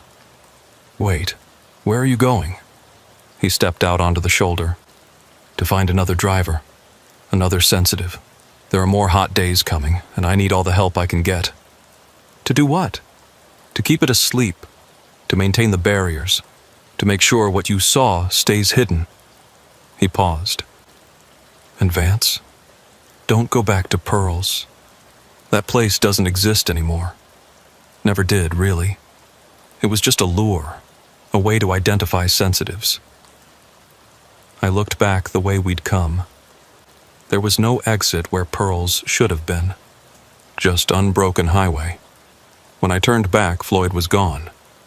Not walking away, just gone. Like he'd never been there at all. I sat there for another hour, AC blasting, trying to make sense of what had happened. Cars passed, drivers glancing at me curiously. To them, I was just another trucker taking a break. They couldn't see the frost on my windows in 98-degree heat. Couldn't see the cracks in the passenger window that looked like something had tried to eat through. Couldn't see the expression on my face that said I'd driven through hell and come out the other side. Eventually, I started the engine and continued north. The truck ran perfectly. The AC kept the cab at a comfortable 68 degrees. The radio worked again, playing classic rock and traffic reports. Everything was normal, except for the dreams. That night, parked at a regular truck stop surrounded by regular people, I dreamed of the thing under Florida.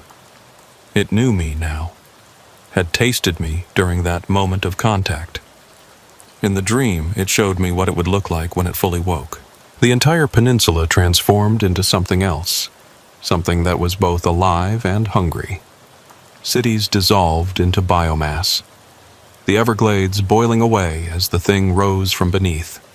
Millions of people becoming part of it, their consciousness absorbed but not destroyed, trapped forever in a collective nightmare of endless hunger. I woke screaming. A lot of truckers have trouble sleeping, part of the job. But this was different. Every time I closed my eyes, I was back in that chamber, surrounded by the wrong-bodied things that used to be people. Every time I dozed off, I felt the heat pressing in, trying to transform me. The belt lasted exactly 3 days, just like Floyd said. I was in Georgia when the AC died again, this time for good. The belt had dissolved into black sludge that smelled like sulfur and snow. No mechanic could explain it. No replacement belt would work. The compressor was fine. Everything was fine. But the system just wouldn't hold a charge. I sold the truck 2 weeks later. Told the buyer the AC was shot, but everything else worked great. He didn't care. Said he was planning to overhaul the whole system anyway. I watched him drive it away and felt like I was sending a lamb to slaughter. But what could I tell him? Don't drive through Central Florida when it's over 100 degrees because you might see the thing that's sleeping under the state. I work local deliveries now. Short runs, nothing that takes me south of Gainesville. I check the weather obsessively. When the temperature climbs above 95, I call in sick. The news talks about the heat wave like it's climate change. El Niño, normal extreme weather. They don't mention the spike in missing persons along I-75. Don't talk about the truckers who've abandoned their rigs in perfect working condition, walking off into the swamps, never to be seen again. Don't report on the weird organic masses Florida fish and wildlife keep finding in the Everglades, masses that look almost like people if you don't examine them too closely. But I know what's really happening. Floyd is still out there, recruiting drivers, installing his special belts, sending them through the infection zone like white blood cells fighting a disease. The thing under Florida stirs in its sleep, each heat wave bringing it closer to waking. And sensitive people like me, we are the early warning system, the canaries in the coal mine. Last week, I got a package. No return address, no delivery service markings. Just a box on my doorstep. Inside was a belt. The belt. The same iridescent, impossibly cold belt Floyd had installed in my truck. There was a note. The heat is coming back. We need you. F. I threw it away. Drove it to a dumpster 3 towns over and threw it away. But when I got home, it was on my kitchen table. The note had changed. You can't unsee what you've seen. Help us or watch it wake up. Your choice. The belt sat on my kitchen table for 3 days before I touched it again. Every morning I'd come down, and it would be in a slightly different position. Not dramatically moved, just rotated a few degrees, or shifted an inch to the left, like it was breathing, like it was alive. The heat wave Floyd had warned about started on a Thursday. The morning news showed a massive red blob on the weather map, centered directly over Central Florida. Potentially historic temperatures, the meteorologist said, his smile not quite reaching his eyes. We're looking at sustained temperatures above 115 degrees, possibly reaching 120 in some areas. This is unprecedented for this region. My phone rang. Unknown number, but I knew who it would be. It's starting, Floyd's voice said. No greeting, no identification. The thing is stirring. We need every driver we can get. I'm not a driver anymore. You still have a CDL. You still know the roads. And most importantly, you can see. There are maybe 50 people in the entire state who can perceive what's really happening. We need all of them. Find someone else. I found 12 someone else's. 8 are already gone, absorbed. The other 4 are running routes as we speak. But it's not enough. The heat is too intense, covering too much area. Without more drivers maintaining the cold corridors, it's going to break through. I looked at the belt on my table. In the morning sunlight, it seemed to pulse with its own inner cold, frost forming and melting in waves along its surface. What happens if I say no? Then you get to watch Florida burn from the inside out, and it won't stop at the state line. Once it's fully awake, once it's fed enough, it'll spread. Georgia first, then Alabama, then everywhere the temperature rises above a certain threshold. Every summer, more territory. Every heat wave, more people absorbed.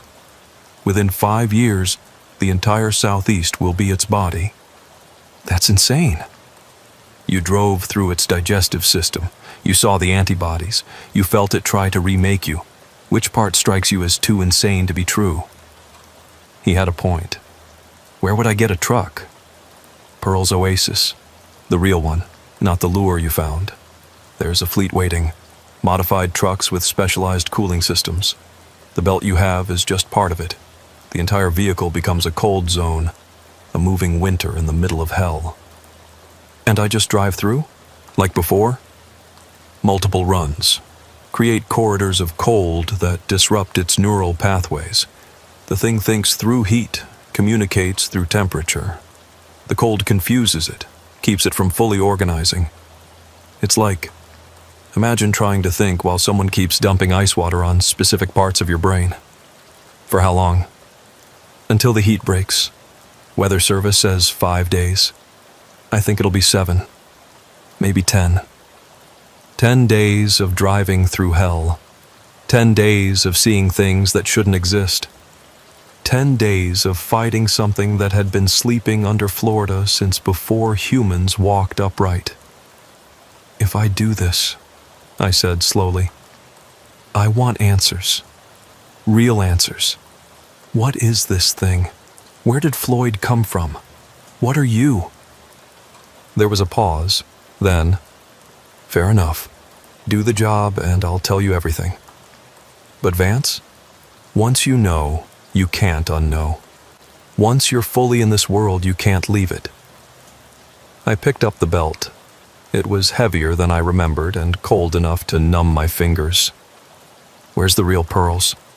State Road 441, mile marker 47. You'll see a sign for it, but only if you're carrying the belt. It won't exist otherwise. Of course it won't. Can you be there by noon? I looked at the clock, 8:23 a.m. It was a 2-hour drive. Yeah. Good. And Vance, thank you. I know this isn't what you signed up for. None of us did. But we're the only thing standing between that thing and 7 million people who have no idea they're on the menu. The line went dead. I packed light. Water, energy bars, a change of clothes. The belt went in a cooler, which seemed appropriate. The moment I picked up the cooler, my car's AC kicked on by itself, blasting cold air. The radio changed stations without me touching it, landing on a weather report. Temperature in Ocala has just hit 117 degrees, breaking all previous records. The drive to mile marker 47 was surreal. The further south I went, the fewer cars I saw. By the time I passed Gainesville, the highway was almost empty.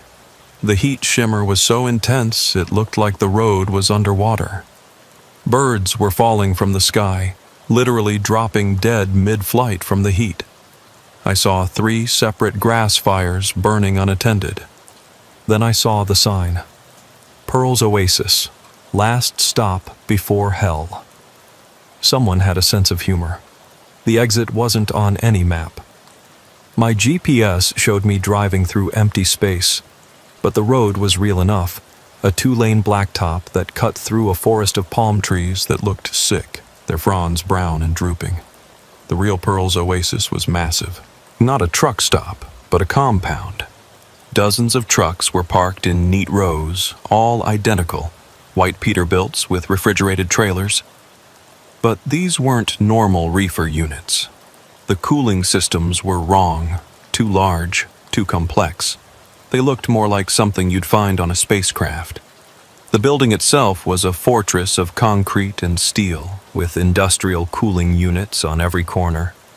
The air around it shimmered with cold, creating a visible barrier between the compound and the surrounding heat.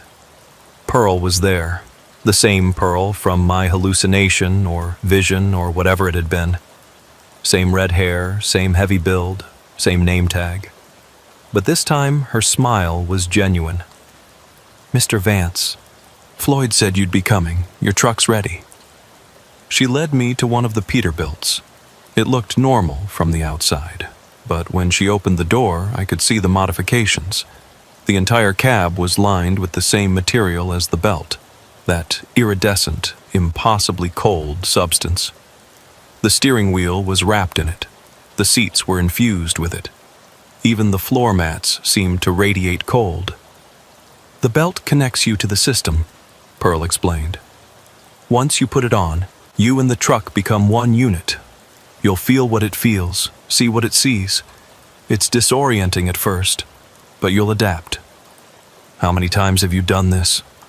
"Me, personally? Never.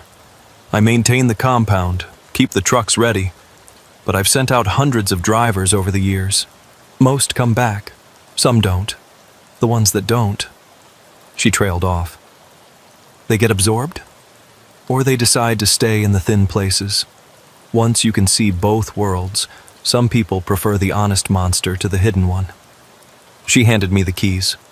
They were made of the same cold material, and holding them sent a chill up my arm. "Your route is programmed into the GPS. It'll look random, but it's not. You're creating specific thermal disruptions at calculated points. Think of it like acupuncture, but for a giant sleeping monster. Hit the right spots, and it stays asleep. And if I hit the wrong spots? Don't hit the wrong spots." I climbed into the cab.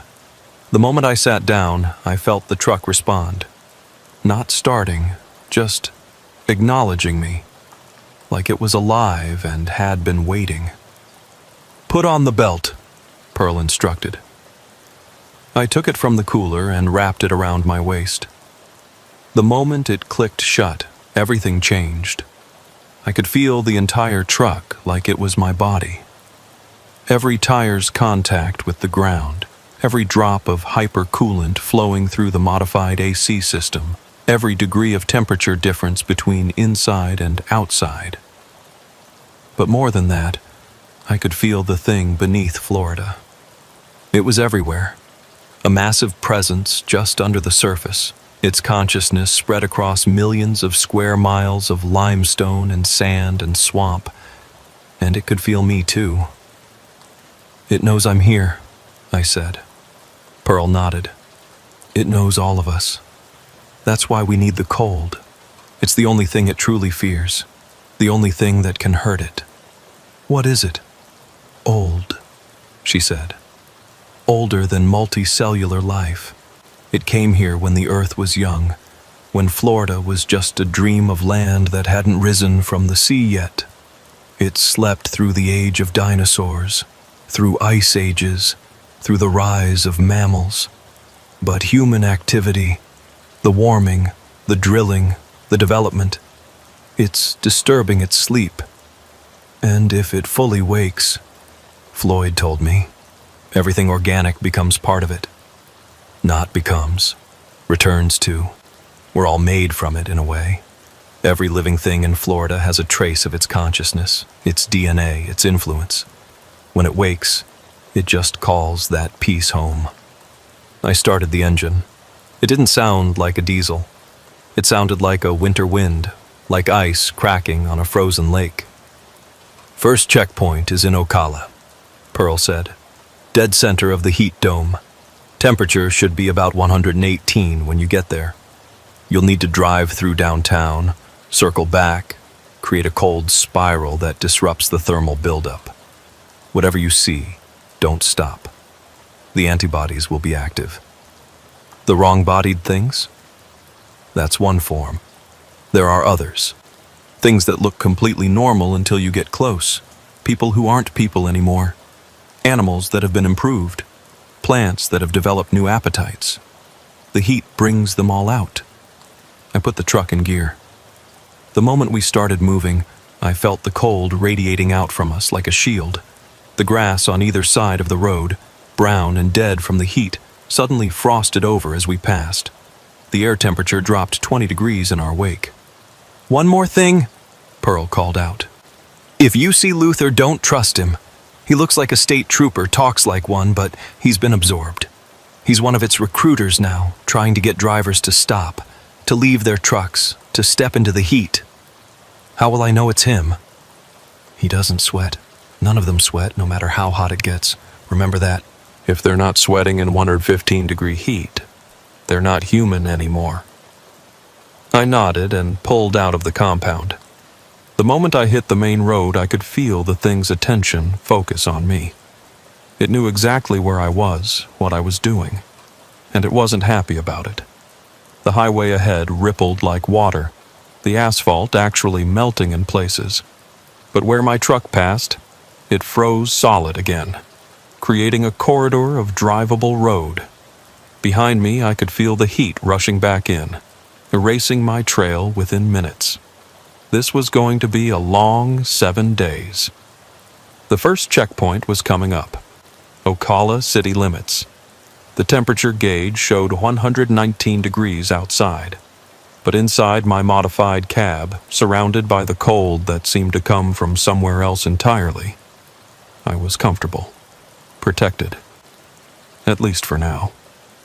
The thing under Florida shifted in its sleep, and every shadow on the road suddenly looked hungry. I gripped the wheel tighter, felt the belt pulse with cold around my waist, and drove straight into hell. This time I knew what I was looking for. This time I was ready, or at least I thought I was. The reality was much worse than I'd imagined. Downtown Ocala was a war zone between heat and cold, between the sleeping thing's influence and our desperate attempts to keep it contained. Buildings wavered like mirages. The few people on the streets moved wrong, their joints bending in ways that hurt to watch. And overhead, the sky was that same sick yellow-green I'd seen before, pulsing with veins of heat that looked almost organic. A police car pulled up behind me, lights flashing. Through my mirrors, I could see the officer getting out. Tall, broad-shouldered, moving with military precision. His uniform was crisp and dry despite the incredible heat. Luther. He approached my window, and I got my first good look at him. Handsome in that generic cop way, square jaw, mirror sunglasses, perfect posture, but completely dry. Not a drop of sweat, not a sign of discomfort in heat that was literally killing birds mid-flight. "Afternoon, driver," he said, his voice perfectly normal, perfectly official. "Need you to pull over. Road's closed ahead." "No, it's not," I said, not slowing down. "Sir, I'm going to need you to comply. There's been an incident, hazmat situation. For your own safety..." "You're not sweating," I interrupted. He paused, then smiled. It was too wide, showing too many teeth, just like Floyd's had been. But unlike Floyd, who was trying to help, Luther was definitely not on my side. "Observant," he said, keeping pace with my truck despite the fact I was doing 35 mph. Most people don't notice. They're too relieved to see authority, to see someone who might help them. They pull over, they get out, they step into the heat, and then they join us. I'm good, thanks. You're one of Floyd's drivers. I can smell the cold on you, that unnatural winter you're carrying. You think you're saving people, but you're just delaying the inevitable. The thing below is waking up whether you like it or not. Why fight it? Why not join it willingly? The transformation doesn't hurt if you don't resist. Because I like being human. Do you? Really? Sitting in traffic, paying bills, watching the world burn while politicians argue about whether it's real? Being part of something greater? Something that's survived since the earth was young? That's not better? He had kept pace with my truck for 3 blocks now, walking at 35 mph without any sign of effort. His feet weren't even touching the ground consistently, sometimes hovering an inch above the pavement. "Not interested," I said, pressing harder on the accelerator. "You will be, when you see what's coming, when you realize that we're not the invasion. We're the immune system. Humanity is the disease, and we're the cure. He fell back suddenly, stopped in the middle of the road. In my mirrors, I watched him stand there, getting smaller but never moving, until I turned a corner and lost sight of him. The first spiral through downtown was rough. The antibodies were everywhere, things that looked like people but moved like liquid, animals with too many legs, plants that reached for my truck as I passed. But the cold held them back. Every time one got close, it would recoil from the freezing aura surrounding my vehicle. I completed the pattern Pearl had described, creating a spiral of cold that would disrupt the thermal buildup for a few hours. Maybe a day, if we were lucky. Then I headed for the next checkpoint, a small town called Bellevue, where the temperature was supposedly approaching 122 degrees. Bellevue shouldn't have existed anymore. At 122 degrees, the asphalt had literally melted into black soup. Buildings had warped, their frames twisting as metal expanded beyond its limits. The few trees still standing had burst into flames spontaneously, burning without smoke in the superheated air. But people were still there, or things that used to be people. They stood in their yards, on the sidewalks, in the middle of the molten streets. Not moving, just standing, facing the sun with their arms spread wide like they were photosynthesizing. Their skin had taken on a peculiar sheen, almost crystalline, like they were developing scales or shells. None of them acknowledged my truck as I passed, but I could feel their attention, a collective awareness that tracked my movement. The GPS directed me to the town center, what used to be a small park with a fountain. The fountain was still running, but the water wasn't water anymore. It was something viscous and dark, with things swimming in it that looked like intestines with fins.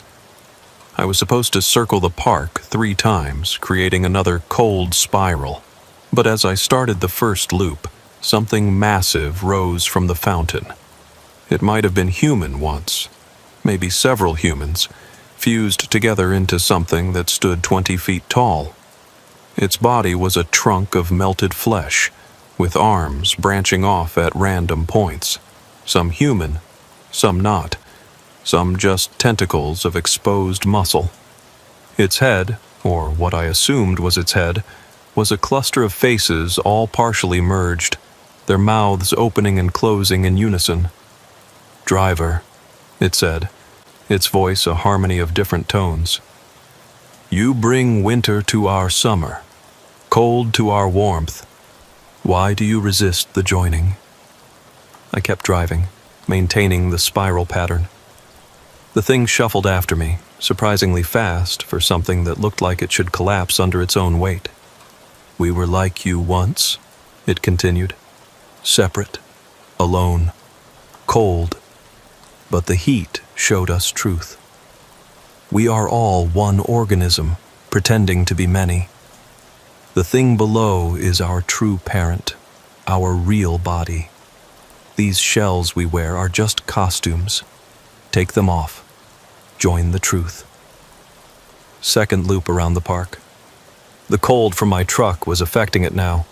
Pieces of it were freezing, cracking off, falling to the ground where they continued to move independently. But it kept coming, kept talking. "Your friend Floyd lies to you. He's not saving anyone. He's prolonging the suffering. The transformation is inevitable. The heat will always return, each summer stronger, each wave longer, until there's no cold left to hide in." Third loop. The thing lunged for my truck, its multiple arms reaching out. They hit the cold barrier and instantly froze solid, shattering like glass. The creature screamed with all its mouths, a sound that made my windows crack despite the protective coating. I completed the pattern and gunned it out of there, leaving the thing writhing in the park, slowly pulling itself back together from its frozen pieces. The next checkpoint was Summerfield. Then the villages. Then Lady Lake. Each stop was worse than the last. The temperature kept climbing, 123, 124, 125. The antibodies got more creative, more aggressive. Things that looked like school buses full of children until you got close enough to see that the windows were actually mouths. Trees that walked on their root systems, following my truck for miles. A gas station where the pumps had become feeding tubes for something underground. By the fourth day, I'd lost track of how many runs I'd made. The belt around my waist had become a part of me, its cold so integrated into my system that I couldn't imagine living without it. I hadn't slept, hadn't eaten. The truck sustained me somehow, feeding me cold energy that kept me alert and functional. That's when I saw the wall again, the same massive flesh barrier I'd rammed through in my vision with Floyd. But this time it was real, stretching across I-75 just south of Wildwood. I stopped the truck, called Pearl on the radio that only worked for our network. "There's a wall," I said. "I see it on the monitors. It's growing faster than expected. The thing is waking up." "Can I ram through it like before?" "That wasn't real before. That was Floyd showing you a possibility. This is actual biomass. You hit it at speed, you'll just become part of it." "So what do I do?" "Wait. I'm sending Luther." "Luther? The fake cop? He's one of them." "No, that's what it wants you to think. Luther's like Floyd, a countermeasure. But where Floyd works with cold, Luther works with heat. He can open a path, but only if you trust him." "How do I know you're really Pearl? How do I know you haven't been absorbed?" "You don't. But you're out of options, and the wall is growing. In about 10 minutes, it'll reach your truck. Then you'll be part of it whether you trust me or not." She was right. The wall was moving, slowly but steadily, consuming everything in its path. Cars, trees, road signs, all absorbed into the mass, adding to its bulk. A police car pulled up beside me. Luther got out, but this time he was sweating profusely. His uniform was soaked, his face red and dripping. He looked miserable, human, real. "The thing made a copy of me," he said, approaching my window. "It does that with all of us who fight it. Creates duplicates to confuse drivers, make them doubt who to trust. But the copies can't sweat. They don't understand discomfort. How do I know you're not the copy pretending to sweat?" He pulled out a knife and cut his palm. Blood flowed, real blood, red and warm. "The copies don't bleed either. They're just organized heat, shaped into familiar forms.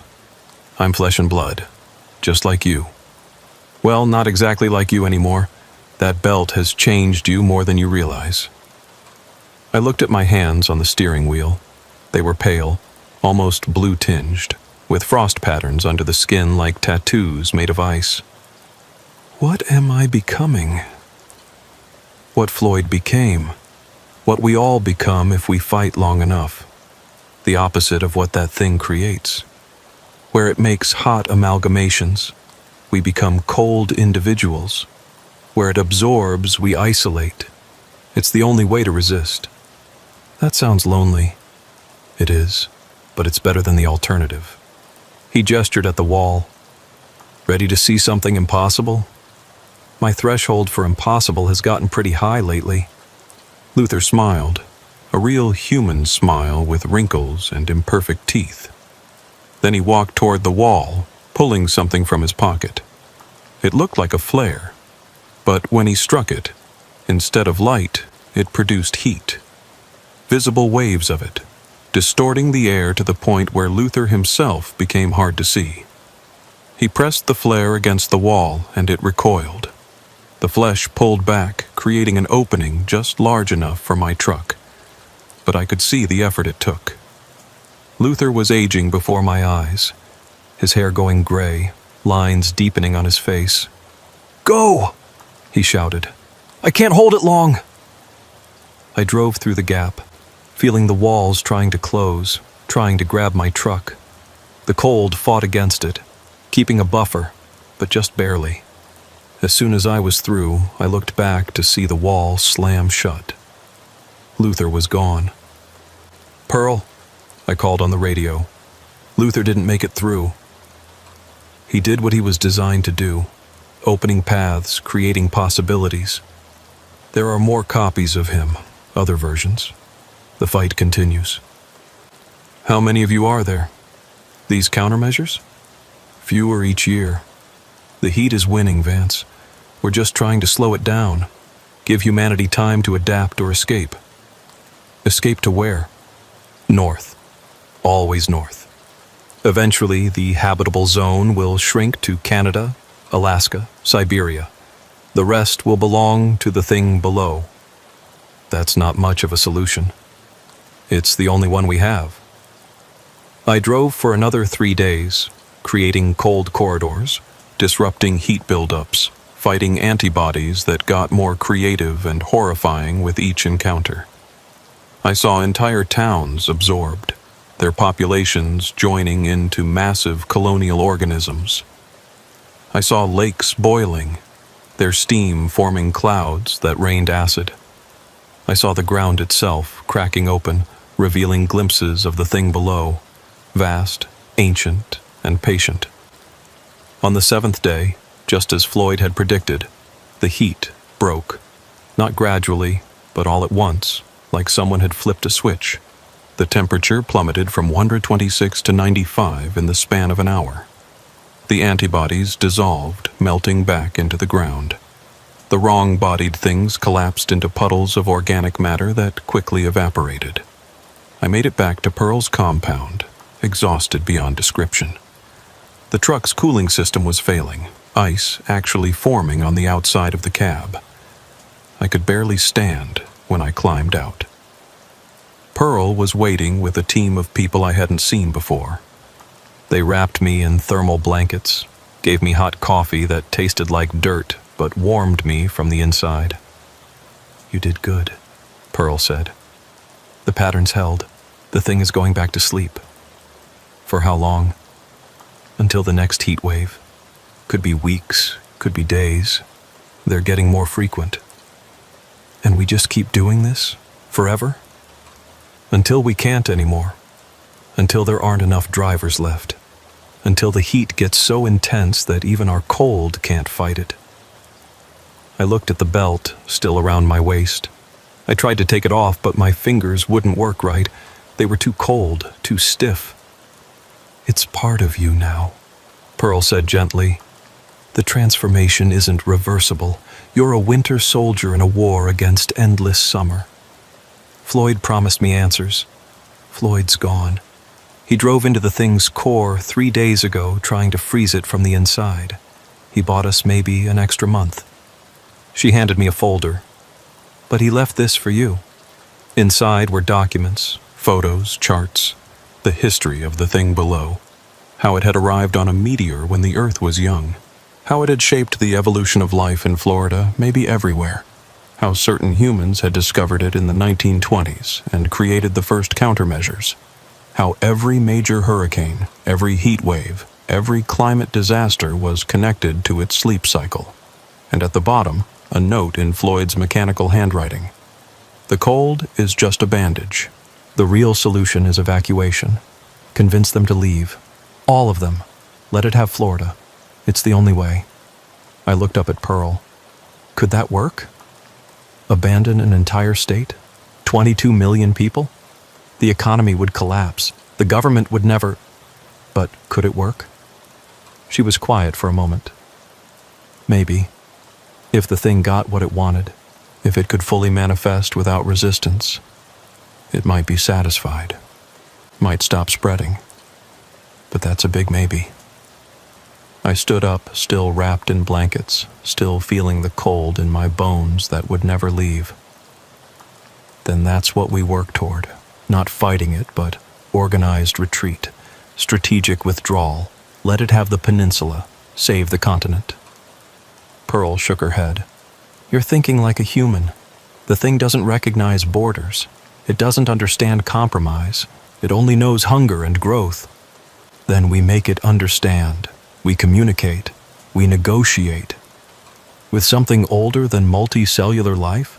Something that sees us as food? Floyd turned himself into something that could fight it. Luther could manipulate heat. Maybe someone can become something that can talk to it." Pearl studied me for a long moment, The belt isn't the only modification we have. There are other approaches, other transformations, but each one takes you further from human. Eventually you might be able to communicate with it, but you won't remember why you wanted to. I thought about the week I'd just spent, the horrors I'd seen, the certainty that this would all happen again, and again, and again. "Show me the options," I said. That was 3 months ago. I've undergone 4 more modifications since then. My blood is now antifreeze. My bones are lined with the cold material. I can see heat signatures from miles away, track the thing's movements even when it's dormant. But more importantly, I can hear it thinking. Not words, not language as we understand it, but intentions, desires, dreams. It dreams of the warm seas of its home world. It dreams of consuming and growing until it covers the planet.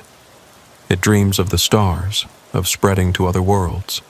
And sometimes, just sometimes, I can make it hear me too. Last week, during a minor heat spike, I managed something nobody had done before. I made it pause. For just a moment, I made it consider something other than feeding. I showed it images of space, of other worlds it could have without resistance. I showed it Mars, Venus, the moons of Jupiter, places without life to resist it, where it could grow unlimited. It didn't respond with words, but with a feeling. Curiosity, maybe. Interest. It's not much, but it's a start. The next major heat wave is predicted for 2 weeks from now. The weather services are calling it potentially catastrophic, with temperatures possibly exceeding 130 degrees. The thing will wake up hungry, aggressive, eager to feed. But this time, I'll be ready with more than just cold. This time, I'll try to make a deal with the devil that sleeps beneath Florida. And if that doesn't work, if negotiation fails, then Pearl's right. The war continues, driver by driver, mile by mile, fighting to keep humanity cool while the world burns around us. Either way, I'll keep driving. It's all I know how to do anymore. The cold is my companion now, my weapon, my curse. And somewhere beneath the limestone and sand, something ancient stirs in its sleep, dreaming of the day when all of Florida will be its body, and every living thing will return to the unity of its endless hunger. The GPS died at 11:47 p.m. on a Wednesday night in October. 1 second it was guiding me through the maze of back roads between Palatka and Starkey. The next, it was showing nothing but a blue screen with an error message I'd never seen before. Signal lost. Recalculating route indefinitely. My name's Wade, and I'd been hauling lumber from a mill in Palatka to a construction site in Jacksonville for the past 3 years. Same route every time, twice a week, always at night to avoid the traffic. I knew these roads well enough to drive them blindfolded, or so I thought. But tonight was different. The autumn air was thick with moisture, not quite rain, but heavier than fog. What the old-timers called swamp breath, when the wetlands exhale all the heat they've been storing through the summer. It coats everything in a film of dampness that makes the world feel unstable, like reality itself is sweating. I should have pulled over when the GPS failed. Should have waited for it to reconnect, or used my phone as backup. But I was running late, and the construction crew was waiting on this lumber to start their morning shift. Besides, how lost could I get? Florida's flat. Roads either run north-south or east-west. Keep driving in any direction and you'll hit something familiar eventually. That was my first mistake. Without the GPS, I relied on instinct and memory. The road looked right. 2 lanes of worn asphalt cutting through walls of cypress and palm. But after 20 minutes, nothing looked familiar anymore. No mile markers, no signs, not even any of those little white crosses that mark where someone died in a crash. Just road and swamp, swamp and road. I reached for my phone to check my location. No signal, not even emergency service. The screen showed my position as a blue dot in the middle of nothing. No roads, no landmarks, just blank gray space labeled unnamed area. The CB radio crackled to life, making me jump. I hadn't turned it on, but there it was, hissing with static. Then, barely audible through the white noise, a voice. "Breaker, breaker. This is Earl checking on that northbound lumber hauler. You copy, driver?" I grabbed the mic. "This is Wade with the lumber load. Who's this?" "Earl Jennings. Been monitoring this stretch for longer than you've been driving, son. Saw your lights pass by my place about 10 minutes back. You taking a wrong turn?" Relief flooded through me. A local who knew the area. "GPS crapped out on me," I said. "Think I might be lost. Don't recognize any landmarks." "What's the last mile marker you remember seeing?" "Haven't seen one in about half an hour." There was a pause. When Earl spoke again, his voice had changed, gotten serious. "You on a road that curves left, then right, then left again, like a snake?" I thought about it. Yeah, the road had been doing exactly that for the last few miles. "That's right." "Lord help you, son. You're on the old swamp pike. That road's been officially closed since 1987. How the hell did you even find it?" "I just followed what looked like the main road. My GPS died and..." "Listen careful now. You need to turn around. Right now. Don't stop. Don't slow down more than you have to. Just turn that rig around and..." The radio cut to pure static. I tried adjusting the channel, the squelch, anything. Nothing but white noise. The road ahead narrowed. The painted lines disappeared, replaced by gravel, then dirt, then something that was more mud than road. The trees pressed in closer, Spanish moss hanging so low it scraped the top of my trailer. In my headlights, I could see water on both sides now, black and still, reflecting nothing. I needed to turn around, but the road was too narrow. The trailer would end up in the swamp for sure. I'd have to find a wide spot, somewhere I could safely back up and turn. The engine coughed, just once, but enough to make my blood run cold. I glanced at the gauges. Everything looked normal. Temperature fine, oil pressure good, plenty of fuel. But there it was again, a stuttering miss that made the whole truck shudder. Then the headlights flickered. The road widened slightly ahead, opening into what might have been a rest area once upon a time. A concrete pad crumbling at the edges, surrounded by rusted metal posts that might have held signs. This was my chance to turn around. I pulled in, already planning my three-point turn, when the engine died completely. Just stopped. No warning, no gradual decline, just instant silence. I turned the key. Nothing. Not even the starter clicking. The batteries were less than 6 months old. The alternator had just been serviced. This shouldn't be happening. The headlights went out. The darkness that rushed in wasn't normal darkness. It was thick, absolute, like being inside a black velvet bag. I couldn't see my hand in front of my face. Couldn't even see the glow of the dashboard lights because they were dead too. I fumbled for my flashlight, kept in the door pocket for exactly this kind of situation. The beam seemed weak, struggling to push through the darkness. It illuminated maybe 10 feet before being swallowed completely. I climbed out of the cab, flashlight in one hand, phone in the other despite its uselessness. The ground squelched under my boots. What had looked like concrete was actually just a thin layer over deep mud. With each step, I sank a little deeper. The trailer had jackknifed slightly when I'd pulled in, the rear wheels already sinking into the soft ground. If I didn't move it soon, it would be stuck permanently. That's when I heard the voice. "Need some help there, driver?" I spun around, flashlight beam cutting through the darkness. A man stood at the edge of the concrete pad, though I hadn't heard him approach. He was tall, thin, wearing coveralls that might have been blue once, but were now stained with mud and something darker. His face was gaunt, cheeks hollow, eyes reflecting my flashlight like a cat's. "Jesus, you scared me," I said. "Yeah, my truck died. You local? Local enough, he said, walking closer. His boots didn't make any sound in the mud. Name's Otis. I do towing in these parts. Perfect. Can you pull me out? Get me back to the main road? Could do that, sure, but it'll cost you. This time of night, this far out, that's premium service. Whatever it costs. I just need to get this lumber delivered.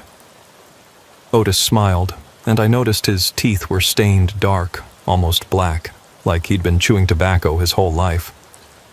Not talking about money, friend. Payment out here works different. What kind of payment? Depends. What you hauling?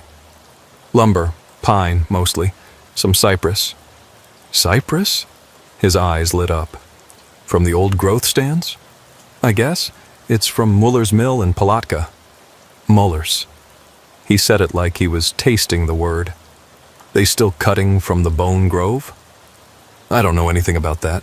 I just haul what they load. Otis walked over to my trailer, ran his hand along the side. Where he touched, the metal seemed to rust instantly, flaking away under his fingers. This wood's special, he said.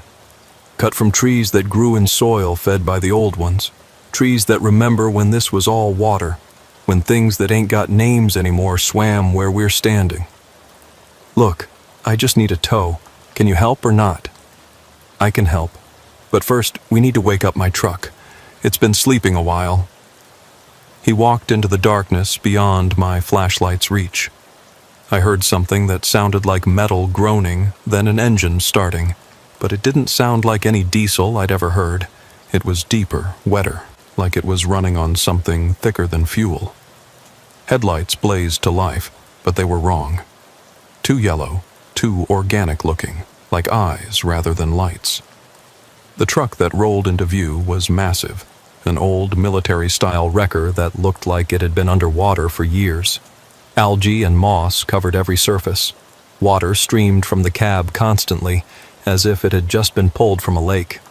That's your tow truck? She ain't pretty, but she'll pull anything out of anywhere. That's what matters, right? He was already hooking chains to my truck's front end. The chains were corroded, eaten through in places, but somehow held together. Every time he moved, I heard water sloshing, like his coveralls were full of it. Where exactly are we? I asked.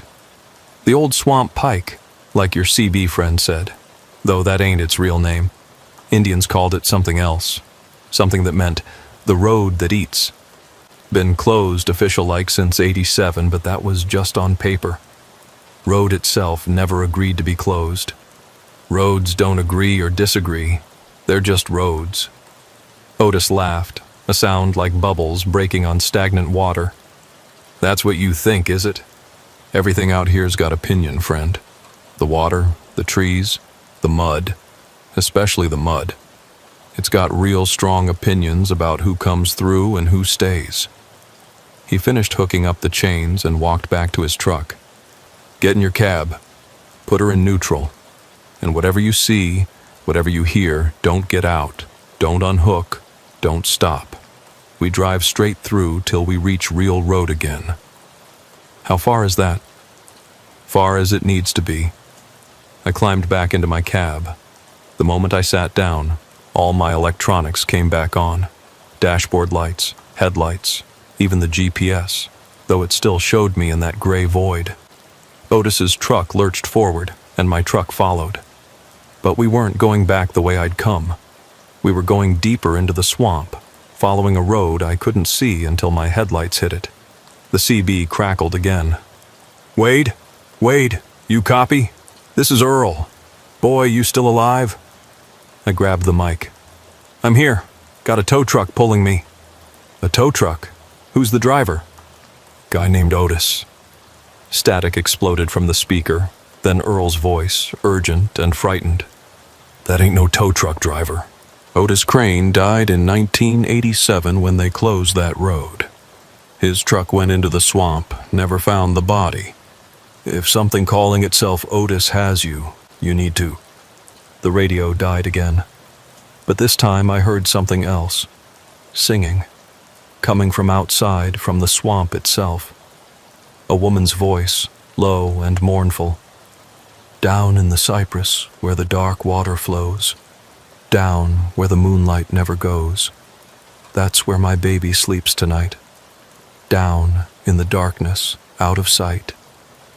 I looked out my window and saw her, a woman in a white dress, standing waist-deep in the swamp water, maybe 20 feet from the road. Her hair was long, dark, full of things that moved. She was smiling at me, beckoning with one pale hand. "Don't look at her." Otis's voice came through the CB, though I hadn't heard him key up. "That's Velma. She's been trying to find her way out since 1963. Promises to guide folks to safety, but all she knows is the deep places now." "This isn't real," I said to myself. "This can't be real." "Real's relative out here," Otis replied. "Your lumber's real, your truck's real, the road under your wheels is real. Everything else, that's negotiable." We kept driving, pulled along by Otis's impossible truck. The road twisted and turned, sometimes disappearing entirely under black water that we somehow drove through without sinking. Things moved in the water alongside us, large things that created wakes and occasionally bumped against my truck's undercarriage. Then the forest opened up, and I saw what Otis had been driving toward. A town, or what was left of one. Buildings half sunken in swamp water, their windows dark and broken. A church steeple rising from the muck at an angle. Street lamps that still burned with gaslight, their flames green and cold-looking. "Welcome to Old Sutton," Otis announced. "Town that wouldn't die when the swamp rose. Folks here are always looking for news from the outside. Trade from travelers. You got something they want, they'll let us pass. I don't have anything but lumber. Lumber from the Bone Grove. That's worth more than you know." He stopped his truck in what might have been the town square. Immediately, shapes began emerging from the buildings. People, but wrong. Their clothes were from different eras. 1920s dresses, 1950s suits, 1980s casual wear, all rotted and dripping. Their skin had that waterlogged look, puffy and pale, like they'd been underwater for their respective decades. They surrounded my truck, pressing against the windows, leaving wet handprints on the glass. All of them were trying to speak at once, their voices muffled and gurgling. "News from outside. Is the war over? Have they found us? My children. Are my children still waiting? What year is it? Please, just tell us the year."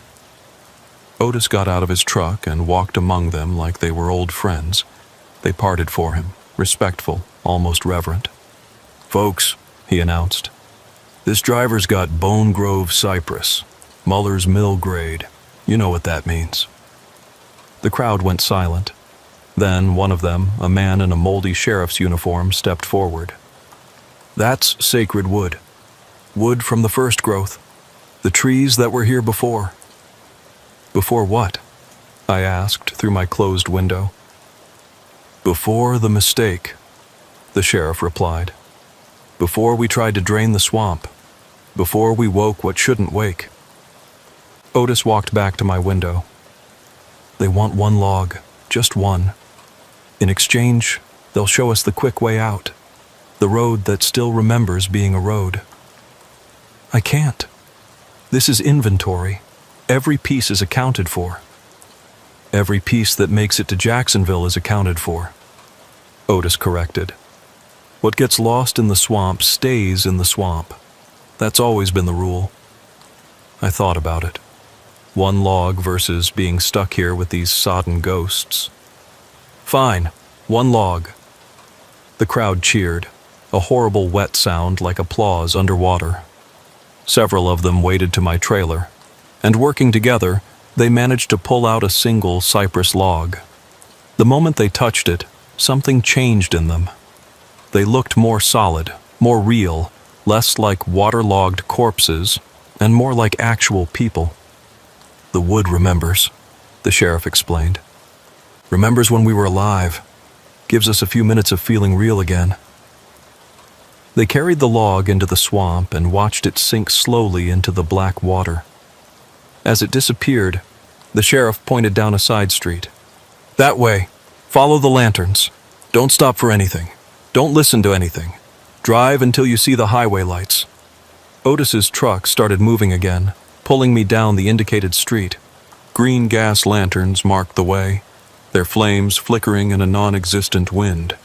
The buildings thinned out, replaced by swamp again, but this time the road was solid beneath us. That's when I noticed something in my side mirror. The town was following us. Not the people, but the actual buildings, sliding through the swamp like boats, keeping pace with our trucks. "Don't look back," Otis warned over the CB. "They get lonely. Sometimes they follow folks a ways, hoping they'll change their minds and stay. This is insane." That's what everyone says their first time through. Second time, if there is one, they just accept it. The swamp's got its own rules, friend. Older rules than the ones you're used to. We drove for what felt like hours, but was probably only minutes. Time worked different here. My clock would jump forward, then backward, then stop entirely. The fuel gauge rose instead of fell. The odometer ran in reverse. Then, suddenly, blessed orange light ahead. Street lights, real ones. The highway. Otis pulled me up onto the entrance ramp, and the moment my wheels hit legitimate asphalt, everything changed. The fog lifted. My GPS came back online, showing me exactly where I was, only 3 miles from where I'd started, though I'd been driving for at least an hour. I looked back for Otis, but his truck was gone. Not driving away, just gone. The chains that had been pulling me were still attached to my bumper, but they ended in empty air, their ends rusted and broken like they'd been that way for decades. My truck was running perfectly. The gauges all read normal. Even the trailer seemed fine, though when I checked later I was indeed missing 1 cypress log. The inventory paperwork had changed too. The total count was 1 less than I remembered loading. I drove the rest of the way to Jacksonville in a daze, delivered the lumber, and said nothing about what had happened. Who would believe me? But when I got back to my truck, there was something on the driver's seat. A CB radio mic, old style, the cord cut clean. Attached was a note in spidery handwriting. "You done good, driver. The swamp remembers them that pay fare. If you ever need to travel the old roads again, just key up on Channel 13 and ask for Earl. He'll guide you true. Oh." I kept that mic. Never used it, but kept it. And I never took that route again, always going the long way around, even if it added an hour to my trip. But sometimes, on foggy October nights when the swamp breath is thick, I hear things on the regular CB.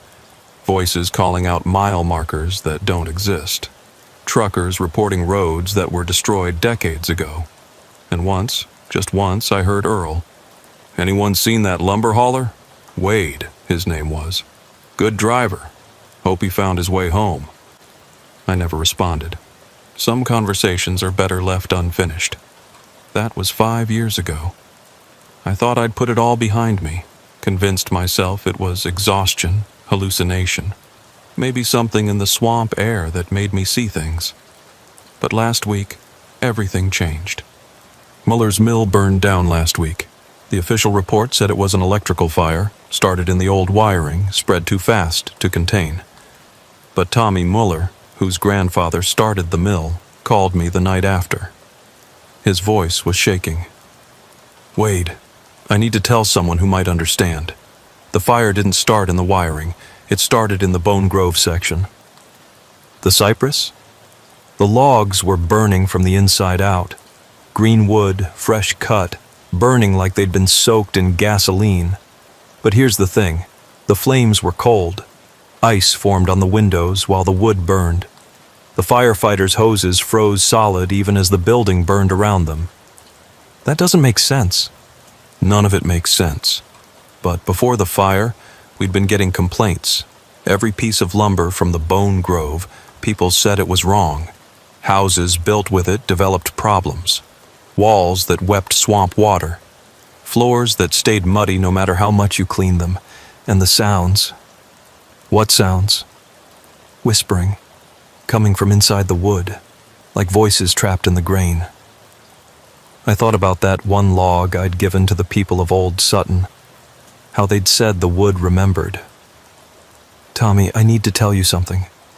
About 5 years ago, I told him everything. The detour, Otis, the drowned town, the payment of one log. He listened without interrupting, and when I finished, he was quiet for a long moment. My grandfather knew, he finally said.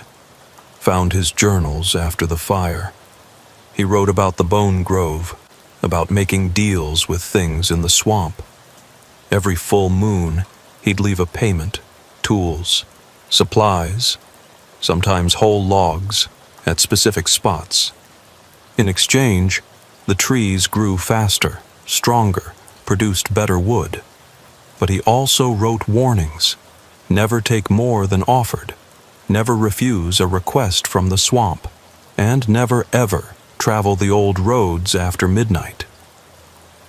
Why are you telling me this? Because the fire wasn't random. It was a message. We broke the deal.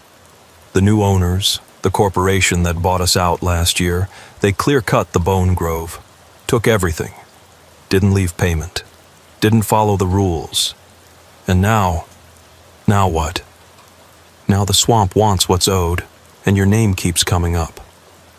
My name?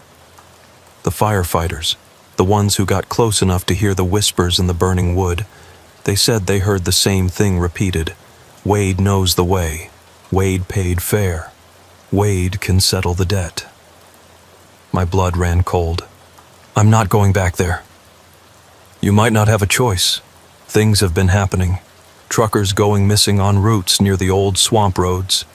GPS systems failing in the same spot where yours did. And 3 drivers have reported being pulled over by a sheriff from a town that doesn't exist. Old Sutton. You know it? I've been there. Tommy was quiet again. Then, Wade, I'm sending you something. A map my grandfather drew. Shows all the old roads, the ones that officially don't exist, the spots where he left payments, and other things. Things he marked as never go here and always go here and only if they call you. I don't want it. It's already in the mail. You need to know what's out there, because I think they're going to call you. And when they do, you'll need to know the rules. The package arrived 2 days later.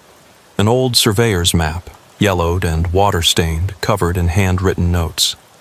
The official roads were marked in black ink, but there were other roads in red, crossing and recrossing the black ones like veins. Some were labeled the Feast Road, Prosperity Pike, the Drowning Way. One particular section was circled multiple times, the intersection where I'd gotten lost. Next to it, in cramped handwriting, the choosing place, where the swamp decides who passes and who stays. There was a journal, too, leather-bound and moldy. Tommy's grandfather's records of 60 years of dealings with the swamp. I read it over 3 nights, each entry more disturbing than the last. The wood knows. Every tree remembers every person who ever sheltered beneath it, every animal that died in its roots, every secret whispered in its shade. When we cut them, we release those memories. That's why the lumber is so strong. It's reinforced with stories. Otis came again last night. He's the intermediary, the one who brokers deals between our world and theirs. He died in 1987, but that was just his body. His job continues. He says the swamp is patient, but not infinitely so. The debts must be paid. They showed me the true town tonight. Not Old Sutton as it appears to travelers, but as it really is. A living organism, a colonial creature that uses the shapes of buildings and people as camouflage. It feeds on stories, on news from outside, on the memories in the wood. It's growing. Every year it extends a little further, claiming a few more feet of solid ground. The final entry was dated just a month ago. The corporation doesn't understand. They think it's just wood, just profit. I've tried to warn them, but they see an old man's superstitions. When I'm gone, the deal will break. The swamp will collect what it's owed. God help whoever is on the roads when that happens. That night, my CB radio turned on by itself. Channel 13, just like Otis's note had said. Static at first, then Earl's voice. "Wade, you there, son? We need to talk." I didn't touch the mic, but somehow Earl heard me anyway. "I know you're listening. The swamp knows you're listening. There's trouble coming, and you're the only one who can stop it." "I'm not going back," I said aloud to my empty room. "You don't have to come to us. We're coming to you. Every night the old roads get a little more real. Every time someone takes a wrong turn, they might find themselves in our territory. And without the payments, without the deals, we don't have to be polite anymore. What do you want? Balance. The corporation that bought the mill, they took everything and gave nothing. 300 trees from the Bone Grove, each one worth a memory, a story, a piece of life. That debt needs settling. I don't have anything to do with the corporation. No, but you know the way. You've traveled between worlds and survived. You can broker a new deal. And if I refuse, then the roads start claiming people. Not just the ones who get lost, but anyone carrying something that belongs to the swamp. Every piece of Bone Grove lumber, every board, every splinter. We'll take it all back, along with whoever happens to be near it." I thought about all the construction sites using Muller's lumber, all the houses being built, all the families who had no idea what was in their walls. What kind of deal? Come to the choosing place tomorrow night, midnight. Bring something of equal value to what was taken. We'll negotiate. Equal value to 300 trees? I don't have anything worth that much. Value isn't always measured in money, Wade. Sometimes a single truth is worth more than a forest of lies. Sometimes one willing sacrifice outweighs 1,000 unwilling ones. Come to the choosing place. Bring what you think is fair. We'll decide if it's enough. The radio went dead. I spent the next day trying to figure out what I could possibly offer. Money was useless to them. They didn't need physical goods. What did the swamp value? Then I remembered something from the journal. The swamp feeds on stories, on memories, on connections to the outside world. That's why they'd wanted news, why they'd treasured the wood that remembered. I had an idea. Probably a stupid one, but it was all I had. At 11:30 p.m., I got in my truck, not hauling anything this time, just me and a small package on the passenger seat. I drove toward the spot where I'd gotten lost 5 years ago, where the GPS had died. This time, I didn't need the GPS to fail. The moment I reached the intersection, I could see it. A red dirt road that hadn't been there in daylight, cutting off to the right. The choosing place. I turned onto it. The road was solid this time, not muddy. The trees formed a perfect archway overhead, their branches intertwined like a cathedral ceiling. My headlights seemed to go further here, illuminating things that shouldn't be visible. Faces in the bark, shapes moving between the trunks, water flowing uphill. The road opened into a clearing. In the center was a table made from a single massive cypress stump, polished smooth by age. Around it stood 3 figures.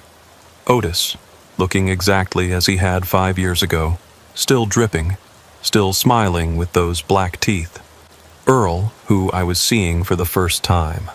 A small, elderly black man in a trucker's cap, eyes kind but tired, like he'd been watching these roads for far too long. And Velma, the singing woman from the swamp, no longer in white, but in what looked like official attire. A mayor's outfit from the 1960s, complete with a sash that read, "Old Sutton, founded 1887, drowned 1963, persists forever." "Wade," Otis said. "Good to see you again. You bring payment?" I held up the package. I brought something. Whether it's payment enough, that's for you to decide. Show us. I opened the package. Inside was a hard drive, waterproofed and sealed. What's this? Velma asked. Every story, I said. Every trucking story from every driver I could find, recorded over the past 5 years. Stories about the roads, about the things they've seen, about the places that don't exist but are real anyway. 3,000 hours of recordings, memories from outside, news from the world, connections to everywhere the roads go. Earl picked up the drive, and where he touched it, the plastic case grew moss instantly. Digital memories, he said, wonder in his voice. We've never had those before. But how do we access them? Velma asked. We don't have computers in Old Sutton. You don't need them, I said. The same way Earl can speak through the CB without keying up. The same way you can make roads appear and disappear. You can read what's on there. The stories want to be told. They'll find a way. Otis was examining the drive now, and I could see something happening. Light flickered inside the case, and I heard voices, faint, tinny, but real. Truckers telling their stories, sharing their experiences, connecting roads to memories, to places, to people. This is considerable, Otis said. 3,000 hours. That's more stories than the Bone Grove held in 300 trees. Is it enough? The three of them looked at each other, some silent communication passing between them. There's one problem, Velma said. The corporation still has the wood that belongs to us, that carries pieces of our world. We can't just leave it out there. What if I could guarantee its return? How? I pulled out my phone, showed them the news article I'd saved. The corporation is going bankrupt. The fire at Muller's Mill was just the start. Every construction site using that lumber has had accidents. Walls collapsing, foundations cracking, workers reporting strange sounds. They're pulling all the Bone Grove lumber from their sites, planning to dump it. Dump it where? I convinced them to return it to the swamp. Told them it was an environmental initiative, returning unused lumber to nature. They're so desperate to get rid of it, they agreed. 300 trees worth of cut lumber to be delivered to the original Grove site next week. You did this? Earl asked. I knew we'd need leverage. The stories are my payment, but the wood returns home regardless. The three of them conferred again. This time, I could hear whispers in languages I didn't recognize, sounds that might have been words or might have been the wind through cypress leaves. Finally, Otis spoke. The deal is acceptable. The stories for the debt. The wood returns to where it belongs. And in exchange? The roads stay separate, I said. The old roads and the new ones don't cross unless someone actively looks for them. No more truckers getting accidentally lost and ending up in Old Sutton. No more spreading beyond the swamp boundaries. That's a big ask, Velma said. We've been spreading for 60 years. And look where it's gotten you. More territory, but more problems. More people stumbling in who don't belong. More chances for someone to discover what you really are and come with fire and concrete to seal you away forever. They considered this. One condition, Earl said. We keep the CB channel. Channel 13 stays open. Truckers who need help, who are truly lost, can call out and we'll guide them. Not to Old Sutton, but to safety. Real safety. Deal. We shook hands, all four of us. Their hands were cold, wet, and somehow both solid and not solid at the same time. Where we touched, I felt memories that weren't mine. Decades of watching roads, of helping travelers, of maintaining the balance between worlds. The contract is sealed, Otis announced. Wade, you're free of obligation. Your debt from 5 years ago is paid, and you've prevented a larger debt from coming due. The roads thank you. The roads? Everything's alive out here, friend. The roads, the swamp, the town, all of it conscious in ways you wouldn't understand, but conscious enough to be grateful. They stood to leave. but I had one more question. Why did you really save me 5 years ago? You could have just taken me like the others. Earl smiled. Because you did something most don't. You offered to pay without being asked. You negotiated fair. You treated us like people, not monsters. That matters more than you know. Are you monsters? We're what we need to be, Velma said. Sometimes that's monsters. Sometimes that's saviors. Tonight, thanks to you, we get to be something else. What? Storytellers, she said, holding up the hard drive. For the first time in 60 years, we have new stories to tell. That's worth more than all the cypress in the swamp. They faded back into the swamp, leaving me alone at the choosing place with only my truck and the memory of wet handshakes. The table remained, that massive cypress stump, and I noticed something carved into its surface that hadn't been there before, or maybe I just hadn't seen it in the dark. Names, hundreds of them. Drivers, dates, and single-word descriptors. Paid. Stayed. Fled. Joined. Lost. At the bottom, freshly carved as if by an invisible hand, my own entry appeared. Wade, 2018-2023, broker. I was about to leave when headlights cut through the darkness behind me. Another truck, a newer freightliner, pulled into the clearing. The driver got out. A young woman, maybe 25, wearing a Muller's Mill uniform. She looked terrified. "Are you Wade?" she asked. "How did you find this place?" "The GPS went crazy. Then this old guy came on the CB, said you'd be here, said you could help." She was shaking. "My name's Christine. I was hauling the last load from the mill, the lumber they salvaged from the fire. But something's wrong." "Wrong how?" "It's fighting me. The load. Every time I try to turn toward Jacksonville, the trailer pulls the other way. The wood. It wants to go somewhere else." I looked at her truck. The trailer was standard, but I could see moisture seeping from the seams. In the quiet of the clearing, I could hear it. A creaking, groaning sound, like trees swaying in a wind that wasn't there. "That's Bone Grove wood," I said. "Yeah, the stuff that didn't burn. Company wanted it delivered anyway, said the buyers were desperate for any lumber after the hurricane season. But it won't let me. It wants to go home. Wood doesn't want things. Bone Grove wood does. Get back in your truck. Follow me. I'll show you where it needs to go." She hesitated. "This is insane." "Yes, it is. But insane is better than jackknifed in a swamp because your load decided to steer for you. Trust me, I've been there." I led her back onto the old roads, but this time they were different. Clearer, more defined. The deal we'd just made was already taking effect. The roads were segregating themselves, choosing to be either fully real or fully hidden. No more dangerous overlap. The original Bone Grove site was 3 miles in, a cleared area where stumps the size of small houses dotted the landscape. The moment we arrived, Christine's trailer doors burst open on their own. The lumber began unloading itself, boards floating out, arranging themselves in patterns around the stumps. "What the hell?" Christine started. "Don't question it. Just let it happen."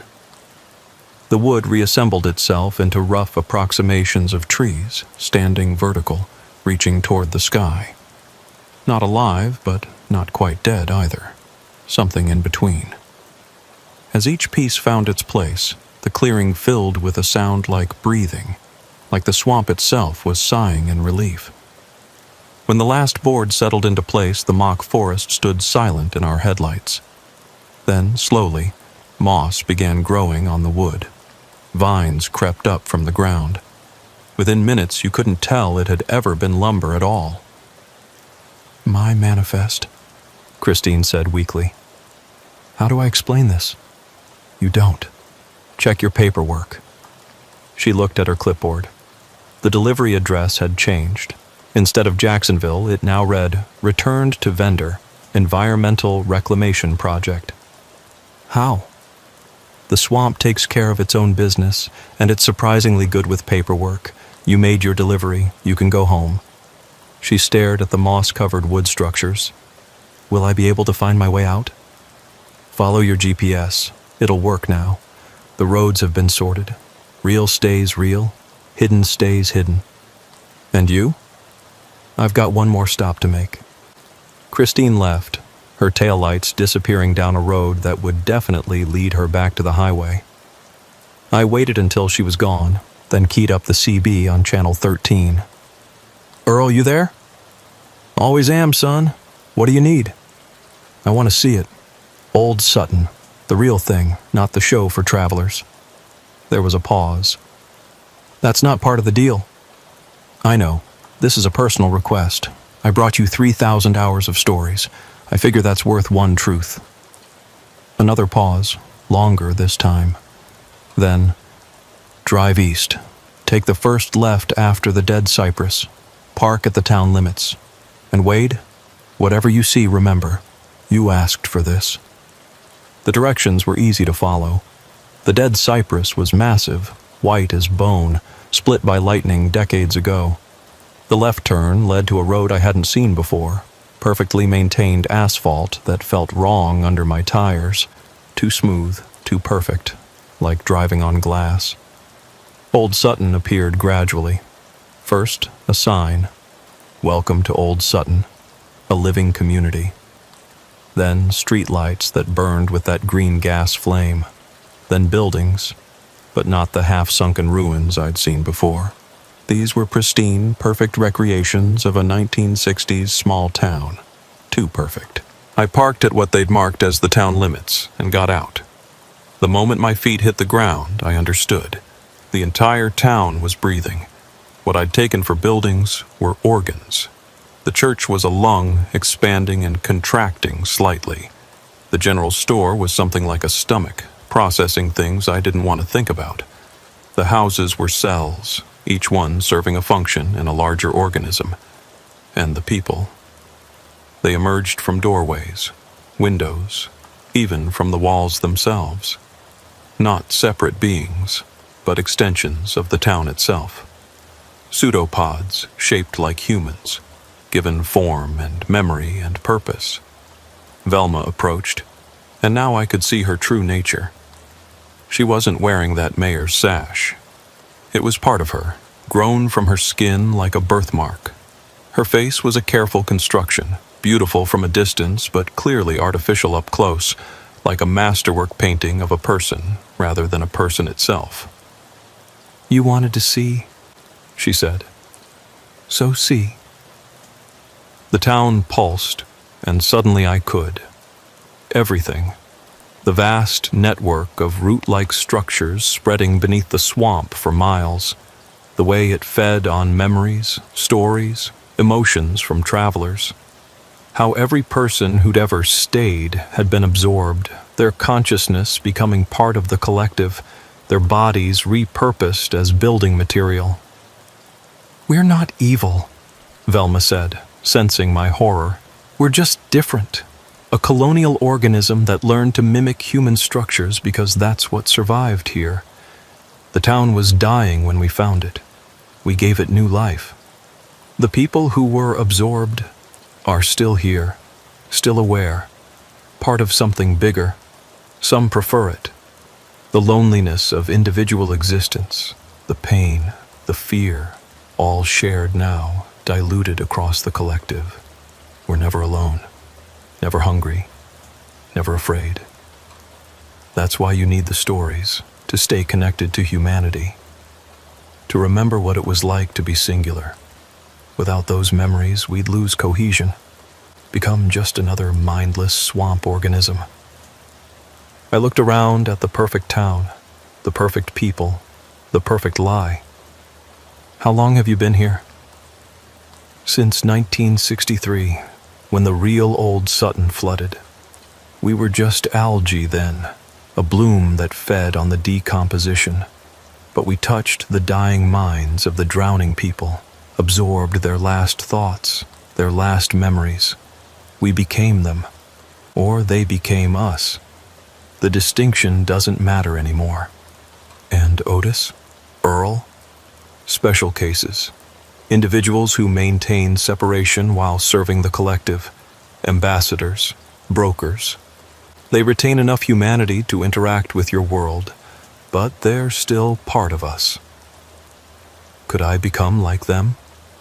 Velma tilted her head, that perfect face showing something like surprise.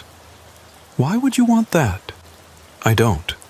I'm just trying to understand the rules. The rules are simple.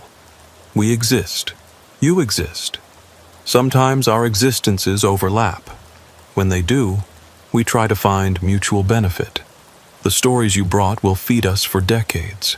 The wood returning home will strengthen our foundation. In exchange, we'll keep our borders defined. No more accidental invasions. And if someone comes looking deliberately, then they find what they're looking for. Sometimes that's help. Sometimes that's answers. Sometimes that's a new life as part of something larger. A bell tolled somewhere in the town. The sound was wet, organic, like a heartbeat amplified. Dawn's coming, Velma said. You should go. The truth is harder to hold in daylight. I walked back to my truck, but turned for one last look. The town was already changing, reverting to the half-sunken ruins that regular travelers saw, the perfect facades crumbling into the expected decay. Wade, Velma called out. The stories you brought.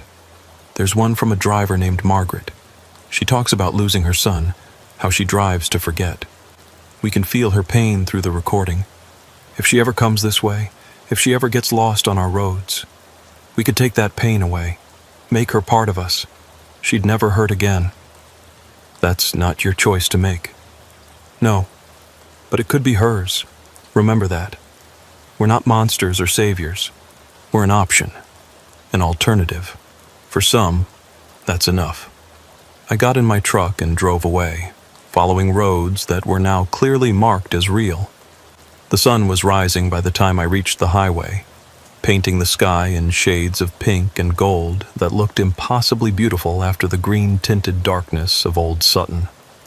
My phone had a dozen missed calls from the company that owned Muller's Mill. The CEO himself left a voicemail.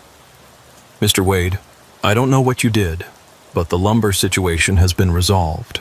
All documentation shows proper delivery and environmental compliance. The insurance company has even agreed to cover the losses. I don't suppose you'd be interested in a permanent position as our logistics coordinator? I deleted the message. I was done with Bone Grove wood, with mysterious deliveries, with the thin places where worlds overlap. Or so I thought. 3 days later, a package arrived at my apartment. No return address, but I recognized the water stains, the smell of swamp and age. Inside was a CB radio. Not modern, but not ancient either. Somewhere in between, like everything else about this story. There was a note. For the road ahead, Channel 13 is always open. E, O, and V. I installed it in my truck that night. Not because I planned to use it, but because it felt wrong to refuse a gift from the swamp. Disrespectful. And if there's one thing I'd learned, it's that you always show respect to the things that live in the spaces between. The first week, I didn't turn it on. The second week, I'd listen, but not transmit. By the third week, I was answering calls. Breaker, this is Wade on Channel 13. You lost, driver? Yeah, my GPS just died and I don't recognize. Take the next exit. Turn right at the second light. That'll get you back to I-95. And driver, don't take any unmarked roads tonight. There's fog coming in, and fog makes the boundaries thin. How do you know about the fog? Experience. Safe travels. I became one of them, in a way. Not absorbed, not transformed, but connected. Part of the network that keeps the two worlds from colliding too hard. A voice on Channel 13, guiding lost drivers away from roads that might not let them leave. Some nights I hear Old Sutton calling, not in words, but in feelings.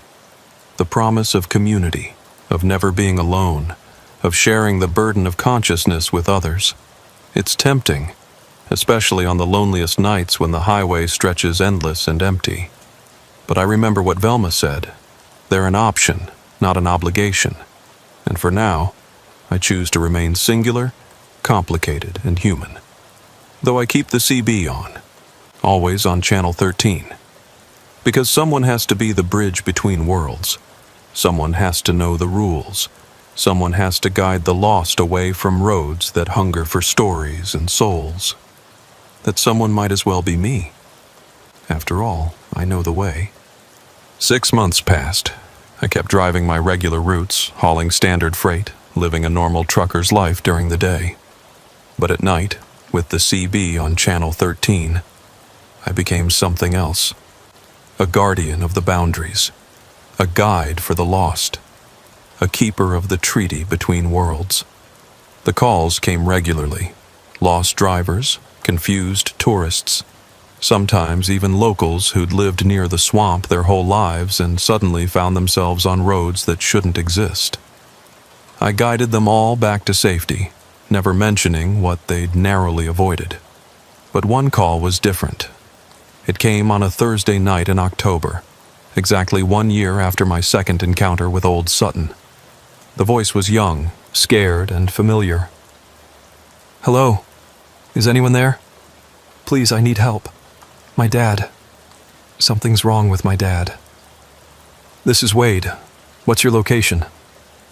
I don't know. We were driving to Orlando, but Dad took a detour. Said he knew a shortcut. But now he's just sitting there, staring at something I can't see, and he won't respond to me. What's your name? Sarah. Sarah Hendricks. I'm 15. Please, I'm scared. Okay, Sarah. Stay calm. Is your dad still in the driver's seat? Yes, but the truck stopped. We're in the middle of some road, and there's water on both sides, and I can hear singing, but I don't see anyone. The singing. Velma's lure. Sarah, listen carefully. Don't look for the singer. Don't listen to the words. Can you see the keys? They're in the ignition. Good. I need you to climb over to the driver's seat, start the truck, and drive forward. Don't look back. Don't stop. Just drive until you see highway lights. But my dad... Your dad is seeing something from another world. The only way to help him is to get him away from it. Can you drive? I've practiced a little, in parking lots. That's enough. You can do this. I heard movement, struggling, then the sound of an engine starting. Okay, I'm driving, but Dad's trying to grab the wheel. Hold tight. Keep going straight. Sarah, I need you to sing something. Anything. As loud as you can. What? The other singing. The one you hear, it's pulling your dad in. Your voice can pull him back. Sing something he knows. Something from when you were little. There was a pause. Then I heard it. A shaky, frightened voice singing, "You Are My Sunshine." The same song from the sticker my niece had put on my dashboard years ago. The anchor that had saved me once. It's working. He stopped grabbing the wheel. He's crying, but he's looking at me now, not at whatever he was seeing. Good. Keep singing. Keep driving. You're almost there. 5 minutes later, she called back from a gas station on I-75. We made it. Dad's okay. He doesn't remember what happened. Says he just zoned out for a minute. That's normal. Sarah, you did great. You saved both of you. How did you know what to do? Experience. Take care, and maybe avoid shortcuts through swamp country from now on. After that call, I sat in my truck for a long time, thinking. How many close calls happened every night?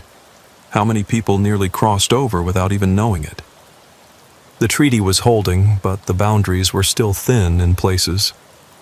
I keyed up the CB. Earl, you there? Always? That was good work with the girl. It shouldn't have happened at all. They weren't looking for the old roads. No, but her father was susceptible. Some people are. The creative ones, the dreamers, the ones who see patterns where others see chaos. They hear our world calling even when we're not calling them. There has to be a better way. What do you propose? I thought about it. Markers. Warnings. Something that susceptible people will notice but others won't. That's dangerous. Draws attention. More dangerous than random families stumbling into Old Sutton? Earl was quiet for a moment. You'd need to talk to them directly. Velma, Otis, the collective. Make another deal. Then set it up. 3 nights later, I was back at the choosing place. This time, the entire town council was there. 5 figures, including Velma, Otis, and Earl, plus 2 others I didn't recognize. One looked like a young boy, maybe 10, dressed in clothes from the 1940s. The other was an elderly woman in a nurse's uniform, her name tag reading, Dolores, Old Sutton General Hospital. You want to mark the boundaries, Velma said without preamble. I want to warn the susceptible ones, the ones who might cross over by accident. That breaks the separation clause of our treaty, the boy said. His voice was older than his appearance, tired and ancient. No, it reinforces it. Clear boundaries mean fewer accidents. Fewer accidents mean less chance of exposure. What kind of markers? Dolores asked. I pulled out a folder I'd prepared. Old Florida historical markers. Official looking, but with specific wording that susceptible people will recognize as warnings. Things like site of unexplained disappearances or historical anomaly zone. Normal people will think it's quirky Florida history. Sensitive ones will know to stay away. And who pays for these markers? Otis asked. I've already arranged it. The Florida Historical Society has a grant program for marking sites of cultural significance. I've submitted applications for 30 locations where the boundaries are thinnest, all approved. They looked at each other, that silent communication flowing between them. You've thought this through, Velma said. I've had 6 months of guiding people away from your roads. I'd rather prevent the problem than keep solving it. Show us the proposed language. I handed over the mock-ups. Each marker had the official Florida Historical Society seal, a brief historical note about the area, and then specific phrases that would trigger caution in sensitive individuals. Visitors advised to remain on marked paths. Area known for unusual atmospheric conditions. Multiple reports of temporal displacement. Clever, the boy admitted. Hiding truth in plain sight. That's the idea. We accept, Velma said suddenly. But with one addition. Each marker must include this symbol. She drew something in the air that hurt to look at directly. A series of interlocking curves that seemed to move even while staying still. What is it? Our signature. Invisible to most, but those who can see it will know this is a genuine boundary, not just a story. Deal. The markers went up over the next 3 months. 30 sites across Florida where the swamp world pressed closest to ours. The Historical Society was thrilled with the Cultural Preservation Initiative. Tourists took selfies with them, and sensitive individuals, the ones who might have wandered onto the wrong roads, felt an inexplicable urge to drive a little faster past those spots. The calls on Channel 13 dropped by 70%, but not to 0. Because some people don't just stumble onto the old roads. They go looking for them, like Marcus Webb. I'd heard about him through the trucker network, a driver who'd become obsessed with finding the real Florida, the hidden places, the roads that don't appear on maps. He'd been collecting stories, interviewing drivers, mapping anomalies. When he called on Channel 13, he knew exactly who I was. Wade? The Wade who brokers deals with Old Sutton? Who's asking? Marcus Webb. I've been looking for you for 2 years. I want in. Into what? The network. The real network. The one that knows about the swamp, the collective, all of it. I want to be part of it. You don't know what you're asking? I know exactly what I'm asking. I've lost everything to the regular world. Wife left, kids won't talk to me, company blacklisted me for too many unreliable delivery reports. But out here, on these roads, in these spaces between, this is where I belong. It's not that simple. Then make it simple. I'm at mile marker 47 on State Road 441. Pearl's Oasis, the real one. I can see it because I'm carrying one of your markers. You stole a historical marker? Borrowed. I'll return it. But I needed the symbol, the signature. It's like a key, isn't it? Makes the hidden places visible. I called Earl. We have a problem. We know he's been circling the compound for an hour. Pearl's getting nervous. I'm coming. I drove through the night, pushing the speed limit, reaching the compound just before dawn. Marcus's truck was there, parked right at the entrance. He was standing beside it, holding the marker like a shield. He looked rough, weeks of stubble, clothes that hadn't been washed in days, eyes wild with exhaustion and revelation. You came, he said. Put the marker down, Marcus. Not until you tell me the truth. All of it. The truth will break you. I'm already broken. At least this way the pieces might fit into something new. Pearl emerged from the compound, Otis and Earl flanking her. They looked at Marcus with something like pity. Another seeker, Pearl said.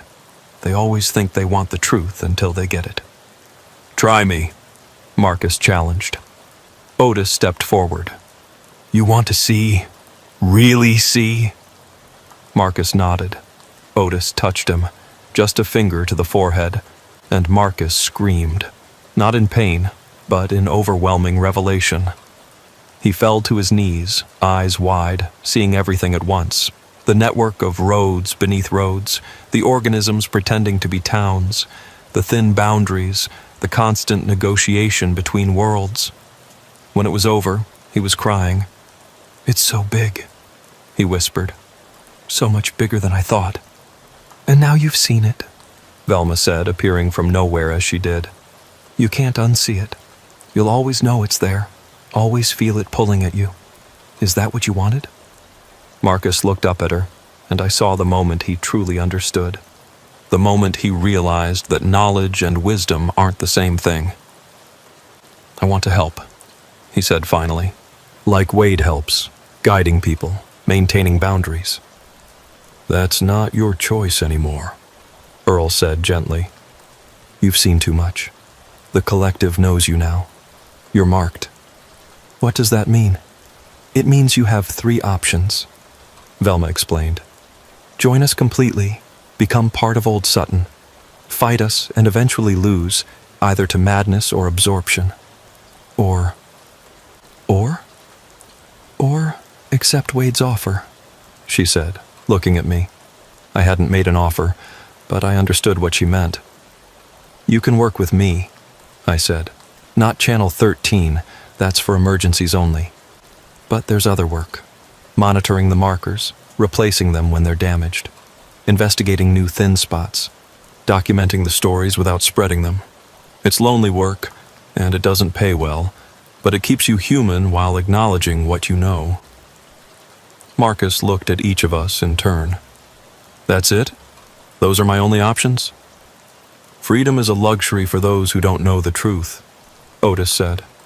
You wanted knowledge. Knowledge comes with responsibility. Marcus stood slowly, still clutching the marker. Then he handed it to me. I'll take the job. That was 3 years ago. Marcus works the western routes now, maintaining markers from Naples to Cedar Key. We meet once a month to compare notes, share stories, and remind each other that we're still human. Mostly. The network has grown. Not the swamp network. That stays carefully controlled. But our network. The drivers who know, who guide, who maintain the boundaries. There are 12 of us now, spread across Florida, each monitoring our sections, each keeping the peace between worlds. The stories on that hard drive I gave to Old Sutton have become legend there. They tell them to each other, remixing and reshaping them, creating new myths from trucker tales. Sometimes I hear whispers of those stories coming back, changed, evolved, carried by drivers who swear they heard them from someone who heard them from someone who knew they were true. And late at night, when I'm monitoring Channel 13, I sometimes hear Old Sutton singing. Not Velma's dangerous lure, but something else. a collective harmony of hundreds of absorbed souls, content in their unity, no longer longing for the individual pain of human existence. It's beautiful and terrifying in equal measure. Last week, I got a call from my niece. She's 21 now, just got her CDL, wants to follow in Uncle Wade's footsteps. "I want to drive the interesting routes," she said. "The ones with stories." "Stick to the interstate," I told her. "The stories aren't worth it." "You've got stories. I've heard you talking on that old CB when you think no one's listening." "Those aren't stories. They're warnings. Same difference." She's right, in a way. Every warning is a story, every story a warning. The difference is in the listening. I still have that sticker she gave me when she was 5. Sun faded now, edges curled but still there on my dashboard. Uncle Wade is my sunshine. It's my anchor, my reminder of why I maintain the boundaries. Not for the swamp, not for the road, but for the people who deserve to drive in sunshine, never knowing what swims in the darkness beneath. The CB crackles. Channel 13. Another lost driver, another close call, another night of guiding someone away from roads that hunger. "This is Wade. You need help, driver?" "Yeah, I think I took a wrong turn. Everything looks different." "What's the last mile marker you remember?" 313. My blood chills. That's not a Florida marker. That's something else. Something I've heard about but never encountered. Something from the stories other monitors tell. "Driver, very carefully, very slowly, turn your truck around. Don't look in your mirrors. Don't stop for anything. Just turn around and drive until you see sunrise." "But it's only midnight." "Trust me, drive toward sunrise. It'll come when you need it." The connection crackles, fades. I've lost them. But I'll stay on Channel 13, listening, hoping, guiding when I can. Because that's what I do now. I'm not just a trucker anymore. I'm a keeper of boundaries, a collector of stories, a voice in the darkness saying, "Don't go that way. That way leads to something else." And sometimes, on the very darkest nights, when the swamp breath is thick and the boundaries are thin, I hear old Sutton calling my name. Not urgently, not demanding. Just a gentle invitation, a reminder that whenever I'm tired of being alone, whenever the weight of knowledge becomes too much, there's a place for me in the collective. I haven't accepted, yet. But I keep the invitation open, like a door I might someday walk through, because everyone needs an exit strategy, even if it leads to something that isn't quite an exit at all. The road stretches on, endless and dark. Channel 13 hisses with static and potential. Somewhere out there, drivers are getting lost, finding things they shouldn't, glimpsing the truth beneath the asphalt.